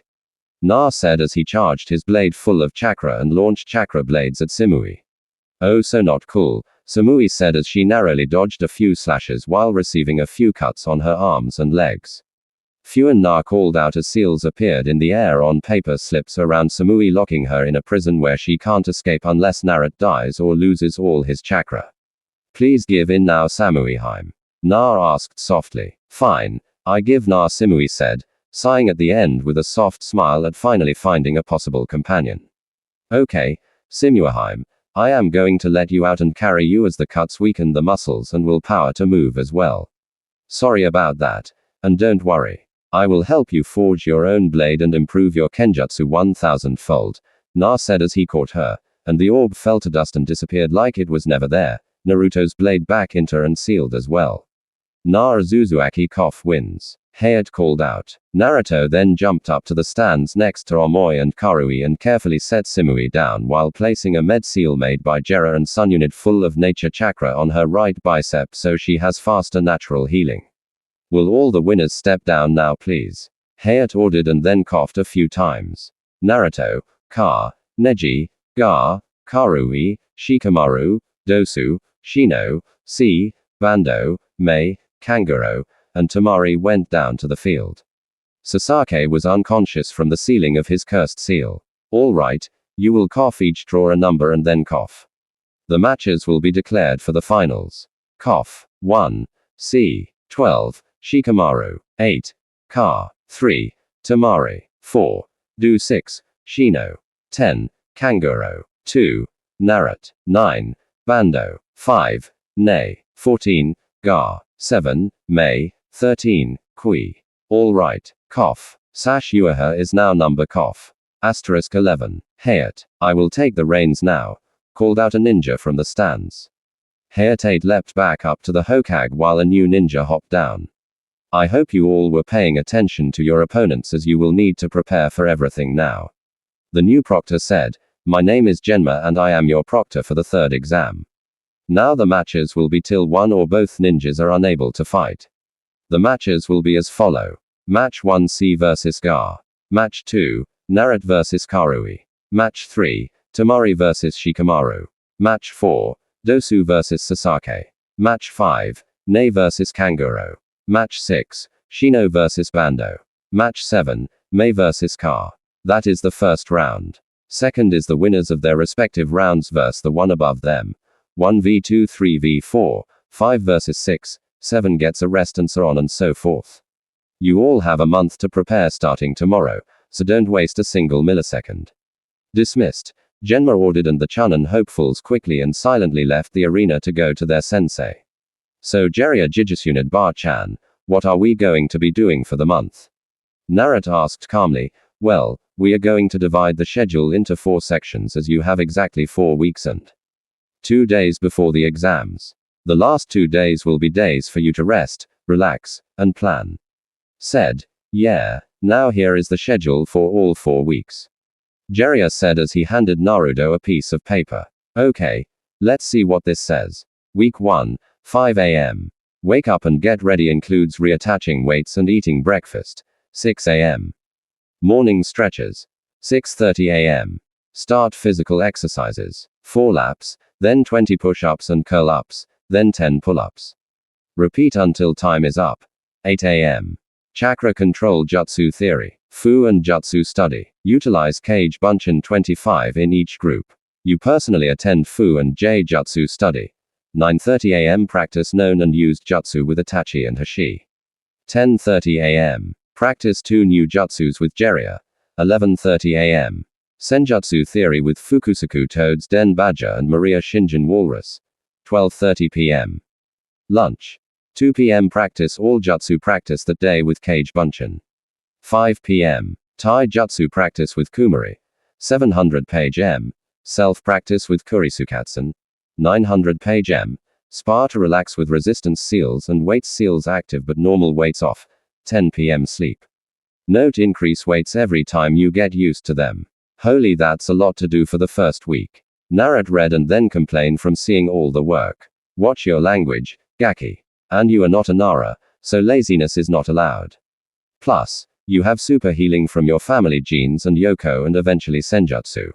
Sununit scolded while she smacked Naruto's head for using such foul language and sucker punched Jiraiya for laughing and using that language around Narate. Sarasunid bar Chanheim. Nar and Jera grunted out. Now read the rest. Naru Chanad ordered her grandson. All right, let me see. Week 2, 5 a.m. Wake up and get ready includes reattaching weights and eating breakfast. 6 a.m. Morning stretches. 6:30 a.m. Start physical exercises. 10 laps, then 30 push-ups and curl-ups, then 20 pull-ups. Repeat until time is up. 8 a.m. Chakra control jutsu theory Fu and jutsu study. Utilize Kage Bunshin 50 in each group. You personally attend Fu and J jutsu study. 9:30 a.m. Practice known and used jutsu with Itachi and Hashi and Jiraiya. 11:30 a.m. Senjutsu theory with Fukusaku Toads Denga and Mario Shinjin Walrus. 12:30 p.m. Lunch. 2 p.m. Practice all jutsu practice that day with Kage Bunshin. 5 p.m. Taijutsu practice with Kumari. 700 page M. Practice Ringan Chidori and try to make some variations with 100 Kage Bunshin each. 900 page M. Spar to relax with resistance seals and weight seals active but normal weights off. 10 p.m. Sleep. Note increase weights every time you get used to them. Wow, that's a whole lot. Sigh. Week 3, 5 o'clock a.m. Wake up and get ready includes reattaching weights and eating breakfast. 6 a.m. Morning stretches. 6:30 a.m. Start physical exercises. 15 laps, then 40 push-ups and curl-ups, then 30 pull-ups. Repeat until time is up. 8 a.m. Chakra control, jutsu theory, Fujin jutsu study. Utilize Kage Bunshin 50 in each group. You personally attend Fu and jutsu study. 9:30 a.m. Practice known and used jutsu with Itachi and Hashi and Jiraiya. 11:30 a.m. Senjutsu theory with Fukusaku, Toads, Dayton, Badger, and Maria Shinjin Walrus. 12:30 p.m. Lunch. 2 p.m. Practice all jutsu practice that day with Kage Bunch. 5 p.m. Taijutsu practice with Kumari. 700 page M. Practice Chidori and try to make some variations with 100 Kage Bunshin each. 900 page M. Spar to relax with resistance seals and weight seals active but normal weights off. 1000 page M. Sleep. Note increase weights every time you get used to them. Gee. Thanks. You all suck. Sigh. Week 4. 5 a.m. Wake up and get ready includes reattaching weights and eating breakfast. 6 a.m. Morning stretches. 6:30 a.m. Start physical exercises. 20 laps, then 50 push-ups and curl-ups, then 40 pull-ups. Repeat until time is up. 8 a.m. Chakra control jutsu theory. Fujin jutsu study. Utilize Kage Bunch. 50 in each group. You personally attend Fujin jutsu study. 9:30 a.m. Practice known and used jutsu with Itachi and Hashi and Jiraiya. 11:30 a.m. Senjutsu theory with Fukusaku, Toads, Dayton, Badger, and Maria Shinjin Walrus. 12:30 p.m. Lunch. 2 p.m. Practice all jutsu practice that day with Kage Bunch. 5 p.m. Taijutsu practice with Kumari. 700 page M. Practice elemental manipulation with 100 Kage Bunch for each element and you personally practice Shodan. 9 p.m.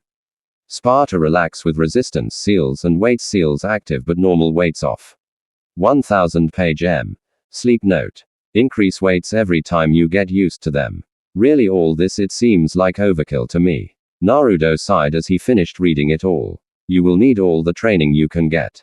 Naruto can remember that. Plus you need to carry on my Manado's Kusha's and your sensei's legacies.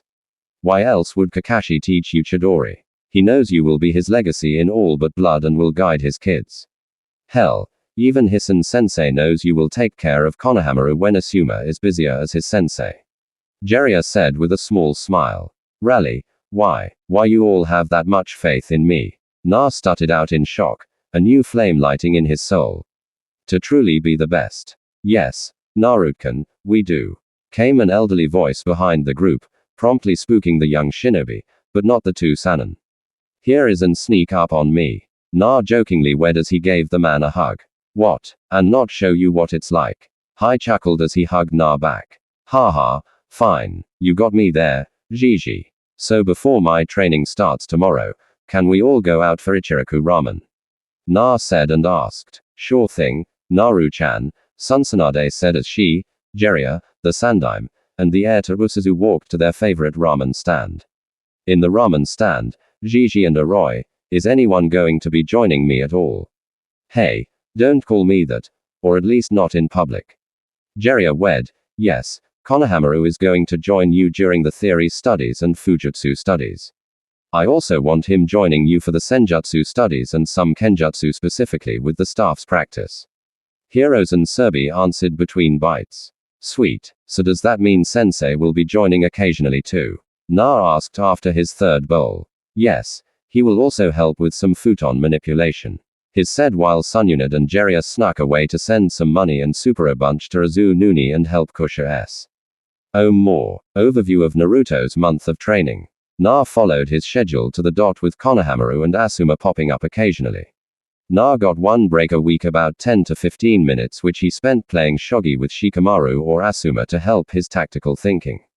He and Shikamaru shared their training regiment as they weren't that bothered by sharing their plans with each other. They were close friends and practically brothers. Naruto would occasionally join Neji and Team Guy for Taijutsu if no one could teach at the time or wanted to see his progress. Suffice to say, Naruto was worked into the ground and improved by leaps and bounds with Kusha in Usuzu during the month. Damn, I can't wait till this is done. Not much more. Just need to have Na reclaim the land from the daimyo by force if necessary. Na will lead the country completely while little Neji can be his eyes, ears, and voice inside the village. I can't wait to have my little Naru-chan back home.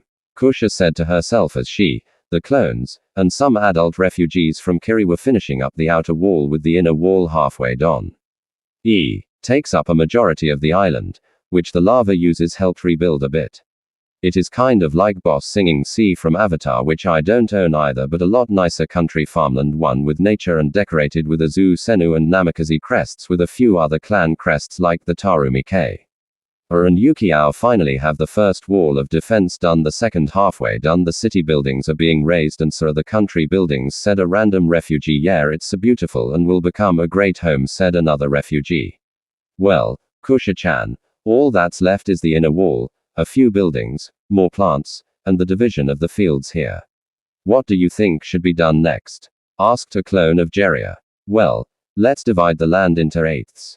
28 from the east and west will be used for fruit and vegetable growing, 1/8 from the north for livestock, cattle, pigs, cows, rabbits, bison, antelope, etc., and 1/8 from the south for birds, crustaceans and fish, chicken, dove, quail, duck, goose, tilapia, sea bass, flounder, halibut, snapper, craa, bass, oyster, etc.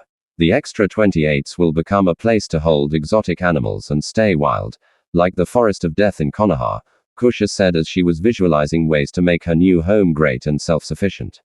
All right, we will get right on it, setting up barriers and fences on the border of each section and small little irrigation canals for the fields. The clone replied before jumping off with the other clones and a few refugees to complete their tasks. Kasha-sama, the scout team consisting of 2 members of the Tarumi clan, is back with the seeds you asked him to find, reported Zoj as he appeared in a shunt. Really perfect timing, too. Cage Bunkin. Kusha called and had her clone show the 2 returning people where to put the seeds they retrieved. Over the month, Koza and her followers got the buildings up in the village, so now everyone had a home. The largest building of all was the Uzu mansion, where Naruto and his family would live and rule. The second tallest was, of course, the new Hyuga mansion, which allowed their most proficient clan members to see more of the village and act as guards. Every building though had small berry-bearing shrubs, grasses, vines, and some even had trees growing on them. The village was literally alive. The roots of the plants would help the rock, wood, and metal keep out the weather, while the soil and CLA kept the houses at the perfect temperatures year-round. In the center of the village was the Uzu swirl filled with water, surrounded by symbols of all the clans that helped build it, filled with special plants pertaining to each clan. Yuki, mint, turumi, pepper, kaya, almonds, etc. The village was slowly but surely getting back on its feet. They even set up their own ninja academy. Unlike the one in Konoha, though, this academy starts at the young age of 4 and ends at 14. The first 3 years are filled with the unimportant history lessons and teachings along that line. The other 7 are focused on the real ninja arts. Enjutsu, taijutsu, genjutsu, kenjutsu, and some basic fu and j-jutsu. They even had it set so when the children are 8 and up, they do D-rank missions, so that way they learn teamwork better and with everyone there, not just with a gen and team in aim. Ha ha ha ha ha ha ha ha ha ha ha ha ha. This is the best these path it. I see power-wielding mortals can do. I could do more while dead or unconscious, roared the mysterious being as he calmly walked while killing off random civilians and shinobi towards the building which housed the leader of AIM, Hanzo, and his advisors Nagato, Yahiko, and Conan. The 3 advisors were young adults who lead the training of the normal ninja division of AIM, while Hanzo leads the Black Ops training. Hanzo, we need to evacuate now. Yahiko yelled as he ran into the room. What do you mean? Hanzo asked, wondering if this had something to do with the ruckus he heard outside. Some demonic being and his army is laying waste to AIM. We got most of the people evacuated, so for now they should be fine. But we need to leave now. Nagato has his bodies patrolling the area and fighting enemies left and right. Hell, he is reviving everyone he can. He also learned that the group plans on killing everyone here to make way for the beginning of a castle to rule from. Yahiko said, getting Hanzo to stand up and follow him out of the building through the basement. Just then, the sounds of bombs came from every corner of the minor village, utterly destroying everything but the central tower. Ah, perfect. My tower is still up, minus these damn changes. Master, my scouts have finished putting up the mental enslavement seals on all our new slaves, and Shutai's scouts have finished setting up the labor sites for different ages. Serata had his sages create breeding sites where the stronger and more unique slaves can make even stronger generations of soldiers. Hoai said, bowing to his master, excellent Hoai, you and your brethren never ceased to please me. Makes me glad I created you and your 4 brothers and allowed you to breed. Thank you, my liege. But if I may ask, what is with the praise to Sama? Hokai was utterly shocked. Because you were always the smartest, so I am going to allow you to be in command while I do some searching. Really, thank you. I shall not fail. Hokai saluted and quickly left to meet with his brothers and tell them what is going on. Now, why don't you 2 come out of the wall? What do y'all say? My descendant and his up experiment. After the demonic overlord said that, out stepped 2 people, a living plant and a man with a mask. Who are you, and how could you sense us? Asked the living plant. And what do you mean descendant? Asked the masked figure. Who I am is of no concern for you all right now. If you live long enough, then I might let you know. And I can sense anyone or anything around me in a 30-foot radius at any given point without even trying. Hell, my powers aren't even remastered yet. And I mean, you are related to me, but very faintly. Really? Now, the plant being asked again. Zetsu, we shouldn't test this guy. Let's just leave. The masked man said, fine, Moa. Let's go. Zetsu replied. The 2 quickly left in a swirly vortex from Moa's eye. Hey, pansies. Now, time to get this portal open and train while some clones search for what I need. The overlord thought out loud as he grew 5 bulges on his back that kept growing. The bulges fell off and grew to nearly perfect replicas of him. Their only flaw is a slight difference in attitude. Then a portal of black liquid reeking of death, evil, and malice opened up and the original demonic being jumped through. Damn. Now we have to search for the treasures and goodies. Sighed the clones. Each clone disappeared in a shunion of darkness and one of the major elements. Kaden, fiery. Raiden, hyper-energetic. Sweden, calm and soothing. Dodden, stubborn. Fuden, bipolar, from calm to devastating. All right, listen up. This is the finals. If your opponent is not here, then it is a forfeit and you win. The only rule is that you stop when your opponent surrenders or I tell you to. I will try to call a match before anyone dies, but I can't promise anything. If you do kill, it better be by kanai or shuriken in a dust cloud and not your first time. Now on to the matches. Will C and Gar step forward? Genma called. Gar appeared in a shunshin of sand. C was slowly walking down the steps as he read a note in his hand. C. Namikaze, do your damn best, but don't be stupid. Our clan is not famous for brashness, but swift calmness. We may only be distant cousins, but we are still family, and family beats all other restraints and alignments. Good luck, cousin. Naruto Senju Namikaze Uzumaki. C just smiled as he burned the note with some Raiden chakra and jumped off the stairs to land in front of Gar. Well, Gar, may the best man win, but please don't kill me, C said as he held out his hand to Gar. Yeah, may the best win, and I won't kill you. After all, we are allies and possibly could be family through Naruto. Gar said in a monotone voice with a slight smirk as he shook Shei's hand. The match between Gar no Sabaku and C. Hijime. Genma called as he left the field. Gar and C both leapt backwards away from each other and landed standing straight up. Gar had some sand start to spin around him while C had lightning start to spin around him. Both pointed their right arms at each other and their respective elements flew towards the center of the field. The corresponding explosion launched a sand and dust cloud out over the stadium. Thankfully, there were seals placed to stop anything from entering the stands due to Jeria and an unknown provider. The dust and sand settled after a few minutes. The results were breathtaking. There in the middle of the field was a glass sculpture of the explosion. It looked like a fountain or something along that line. All one piece without a single scratch on it. The few expert glass makers were calling for a timeout so they could see it up close. It even started to glow bright yellow, white, and slightly orange, but that isn't natural for any glass unless you put lights on it. And this was solid. People looked and saw that C was launching Raiden attacks to get through it. Garo was using his sand to cut the other side as well. Turns out they were cut off from one another by the glass. Raiden Jigokuzuki yelled, "See!" More lightning shot out and was cutting through agonizingly slow. The red lightning fist launched off and slowly shattered another few inches of the glass. Damn it. This will take forever and most likely drain me of chakra. C thought dejectedly. Dodon Gansetsuken Gar called making a rock spear which he then picked up and pumped chakra into his and Shukakis. Gar hurled the spear and it penetrated a good 3 feet before it exploded from the Biju chakra in it, clearing a nice 5-foot long and 4 feet diameter hole. Gar then used his sand to repeatedly pound the glass, wearing it down inch by inch. I am not going to have a fight. This glass is too strong and C is not a Gingari like me and Naruto. This sucks, Gar thought to himself. Proctor, I quit. Called out. Boos rained down from the stands as they didn't see a fight. I understand, Kun. You would have had no chakra or energy left for the fight. Well, let's get some Dodon users to lift this up.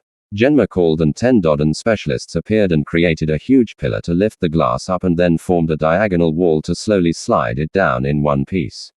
Konoha would now have a new attraction in the village. Naruto and Karui step onto the field now. Genma called in a nonchalant attitude. Hayate and Yuga already told him Na would win hands down if he used his blade or staff. Who was he to question 2 of the best Kenjutsu users who were trained under Kusha Uzumaki herself? Sakarui-chan, I saw you seem to like Shikimaru. If you impress me, I will help you get his attention. Naruto said with a mischievous grin on his face. Sheesh. Shut up, Karui mumbled with a blush. Let's just start this damn fight and get this over with. Kui said in a more determined voice. As you wish, Karui-chan, Na said as he withdrew Kurasuken up in the stands. Damn, he is already using the staff. He must be serious. Enko whistled to the group she was with, namely Hana, Kurinai, Kakashi, Sui, Kazura, Abiki, Itachi, Kumari, and Guy. Everyone but Guy, Sui, Kazura, and Kumari agreed with Anko. Anko-chan, what do you mean that he must be serious? It's just a staff, isn't it? Kumari asked. Nope. It is pure crystal made from his own chakra when he pumped an earth spear full of it when he was being attacked. He can control its shape at will. It is virtually the best weapon he will ever come across for him. It is called Kurisukatsun. I bet that will be one big warning in his future bingo book entry. Anko answered with Ino. Poor Karui. She has lost already. Ino stated fool yourself. Ino pig. Narat Barker couldn't beat anyone and he probably cheated his last match. Sakura shrieked. You wish. Billboard brow. Why am I sitting with you anyways? Ino said, then asked herself, cause you just are. Sakura replied dumbly. I'm going to join Hina-chan car and the others have fun by yourself. Ino said as she got up and left, not wanting to argue with Sakura anymore back on the field. Sakarui-chan, are you ready to fight? Narat asked as he dropped into a stance that was from an old Azu scroll. Yeah. Just be ready for when I wipe the floor with you. Karui called back, trying to be intimidating. Narat just chuckled lightly at the thought, irritating Karui further. I have let you speak enough, so Hyjime. Genma called as he jumped away. Fuden Atsugai Naro called, causing a sphere of pressurized air to shoot towards Karui and then expand. Karui didn't escape in time and took damage, as in her right leg went numb and she coughed up blood while trying to get her breath back. What that attack was so fast. Kui thought in shock. Well, this sucks. Karui mumbled as she threw Tenkana and Shuriken at Na. Is that all, Kui-chan? Na called as he deflected all the Shuriken and caught the Kanai before throwing them back. Gota thanked Kakashi and Enkochan for training me extra hard. Na thought. Nope, Raiden. Jibashiri Kaden Habarashi, Karui called out. Lightning traversed the ground and the air 1 foot above it, forcing Narat to jump up with a little bit of food and chakra. Na didn't notice the flames rushing towards him from Karui spinning in a circle, giving them more speed and rotation. The food and chakra was lit by the Kaden chakra, causing Na to receive slight burns and to fall, getting shocked by the lightning. Damn it. Can't believe I fell for that. Na berated himself, slowly getting up on numb limbs while Karui drew her blade and charged Na. In the stands, Sakura moved over to sit with the rest of the rookies, wondering how Sasaki is going to do. I can't believe Naruken fell for that. Ino complained while Yukumo, Hinata, Choji, Lee, and all the others who knew Na agreed. I can. Na is just a freaking barker who has stuff handed to him. Sakura screeched and Swiren just brooded for not being in the finals. Please, Naruken is so much stronger than anyone else here, came a voice from behind everyone. It was Hana with Karani, Anko, Asuma, Kakashi, Guy, Yugao, Hayate, Oruruka, and Shazan. Naruto could end his matches with one strike from his Medan knowledge, but swore to never take a life like that unless it was war. Kurisukatun is the strongest weapon there is and Naruto can control its shape. Then there are his gravity, weight, and resistance seals, which haven't been removed yet, and his summons he hasn't used yet. I heard he unlocked the 3rd UU contract, which means he has all 3 UU contracts of sea, air, and land.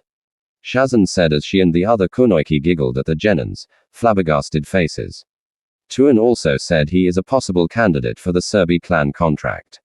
Asuma states with a smirk, though he said he would only guard it and keep it safe until Konohamaru signs it.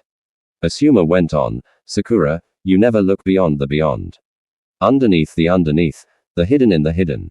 If you want to remain a Kunoiki, you better step up your training. Kakashi said, Humph, why are you all even here? Sakura screeched, very annoyed. We are here for Ino, but the others are staying. Enko says, is she, Ino, Hana, and Kernai start walking to their own seats where Fu is seated.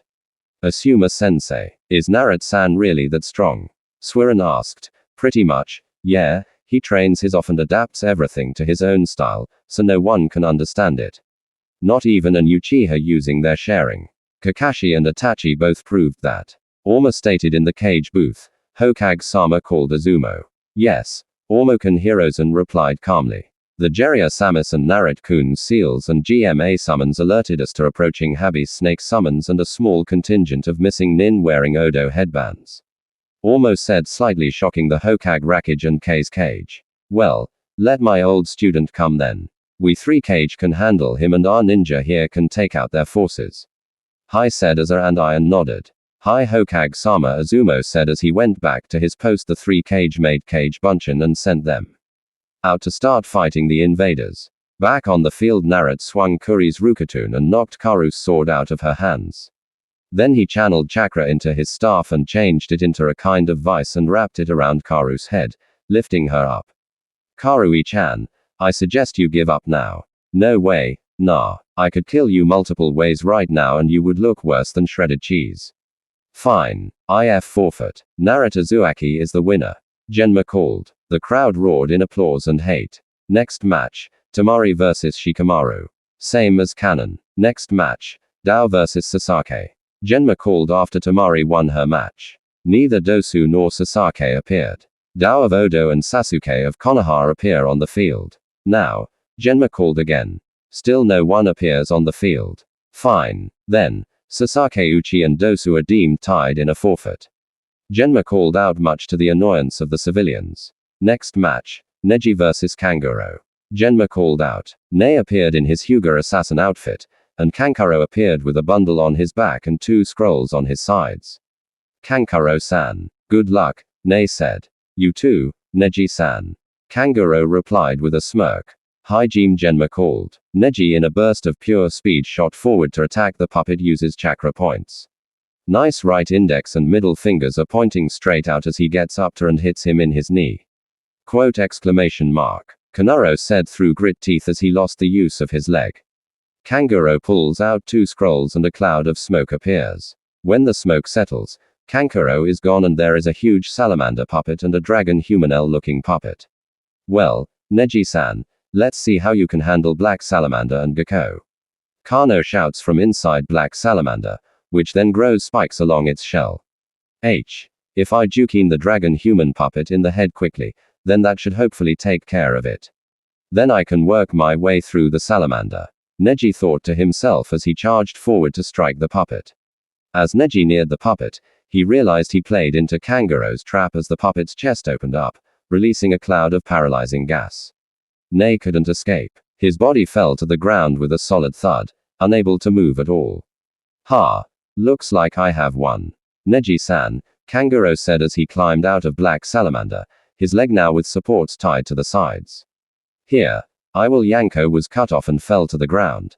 What the Kanguro questioned out loud. Just then the Neji in front of him puffed out of existence, revealing it to be a cage bunk, and Neji shows up behind panting heavily. The clone took a lot out of him just for that one. Well, Ro-san, I won. This time Neji stated as Genma declared him the winner before passing out right next to back in the stands and competitor box. Na looked up and saw a large force field grow out of where the cage booth was located. Na then jumped up to the stands. Kakashi, I need you to organize those who want to leave. It's time, Na said as he went to go help out Hirozen, Hana, Ino, Karani, Anko, Fu, everybody come on, we got to go now. Kakashi called out to the group. Everybody go get your scrolls of belongings. We meet by the forest of death. Hana ordered with Hana and Ka-Ka-chan. It's time to go. Hana called out while she ran to her room to grab her necessary scrolls.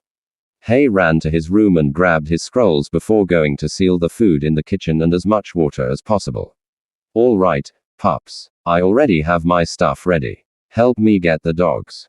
Soon called from the back. Hana and Ka quickly joined her and put the special collars on the dogs and pocketed the locators that connected to each dog's tracker collar. Ka-chan, Hana-ne, I will meet you guys at the forest of death. I am going to help Hinata-chan and Neji. Ka called as he sprinted to the Hyuga compound with Hinata and Neji. Hinata-chan, Neji, Hinata and a healing Ne turned to see Ka running to their compound. Do you guys need any help?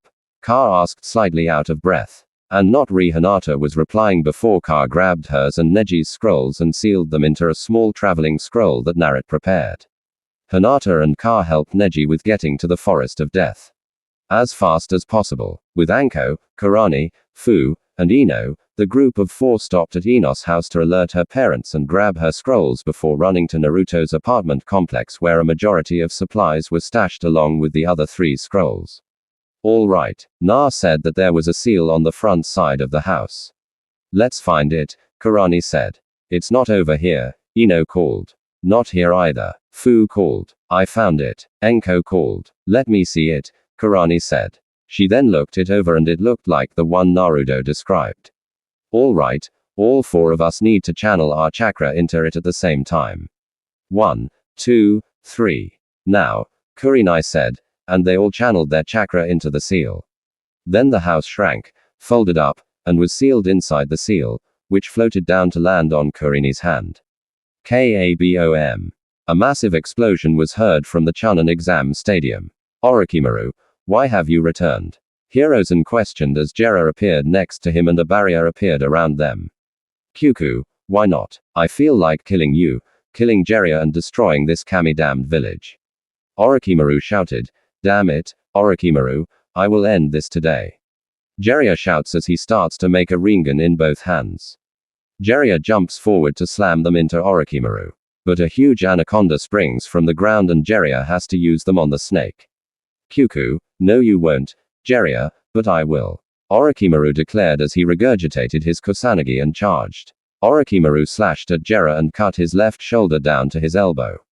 Son of a, Jiraiya yelled out before using his blood to summon. Not a toad, but a sword. The sword was in a case. Only the elaborate fox handle was seen. While most of the handle was obsidian black, the fox was sea blue. It was the upper half of a fox with its forelimbs holding a clear diamond in each hand. Over its chest, in its back was a ruby, and in its mouth was the most dazzling lavender opal ending with a razor-sharp point. Wow, what is that? Both Orochimaru and Hirozen, who was summoning Monkey Elder Enma to the field to help, asked this. This is a blade. Jiraiya was cut off by Orochimaru. We know that, Baka. Even now you are a complete fool. Orochimaru taunted. Jiraiya wasn't fazed though. As I was saying, this is a blade, but no ordinary blade. This blade was crafted from solid meteor ore, stronger than any metal used today in chakra conductive. It is a family heirloom passed down through the Namikaze clan from leader to leader, father to son, brother to brother, leader to hero, hero to hero. Previous leader to the next worthy leader. The blade was made from the sacrificed life of the mythical fox of life, the ancestor of all foxes, even the Kayabi and the protector of the ancient Namikaze clan. Only the rightful heir can utilize it to its fullest potential, which I cannot do.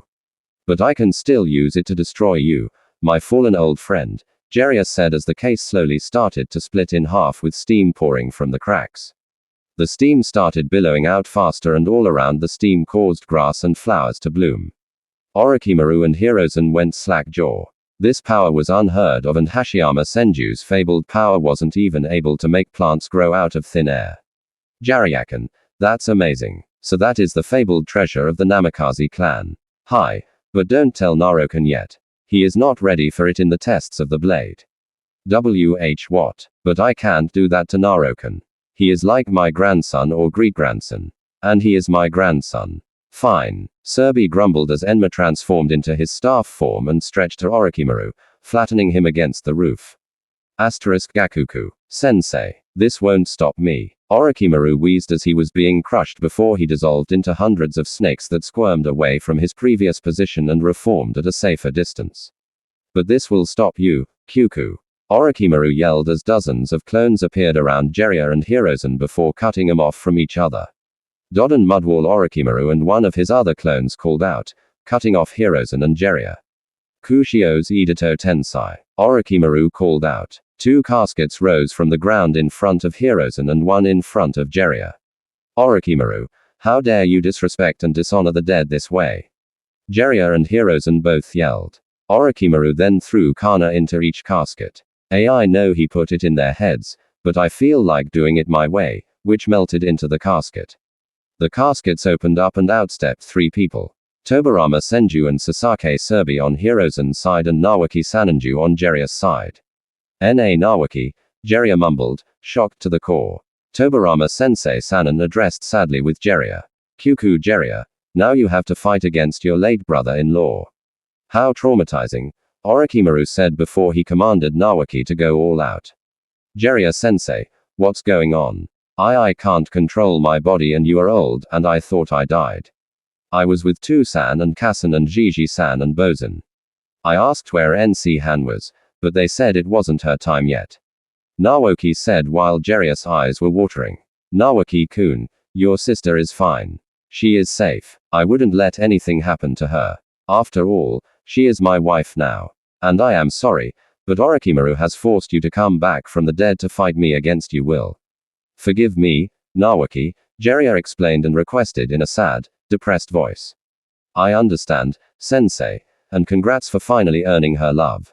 Naoki said as he unwillingly pulled out 3 kana with explosive notes and threw them at Jeria before going through hand signs. Dodden granite spikes. Naoki called out and granite spikes grew out of the ground stretching toward Jeria in rows. Well, Jeria mumbled as he jumped back and swung his blade at the spikes. The spikes crumbled into dirt and grew grass or became oak and pine tree lings. Jeria then charged at Naoki and swung at him, cutting off his arm. Ouch. That hurt a little, Naoki said before his arm started to reform.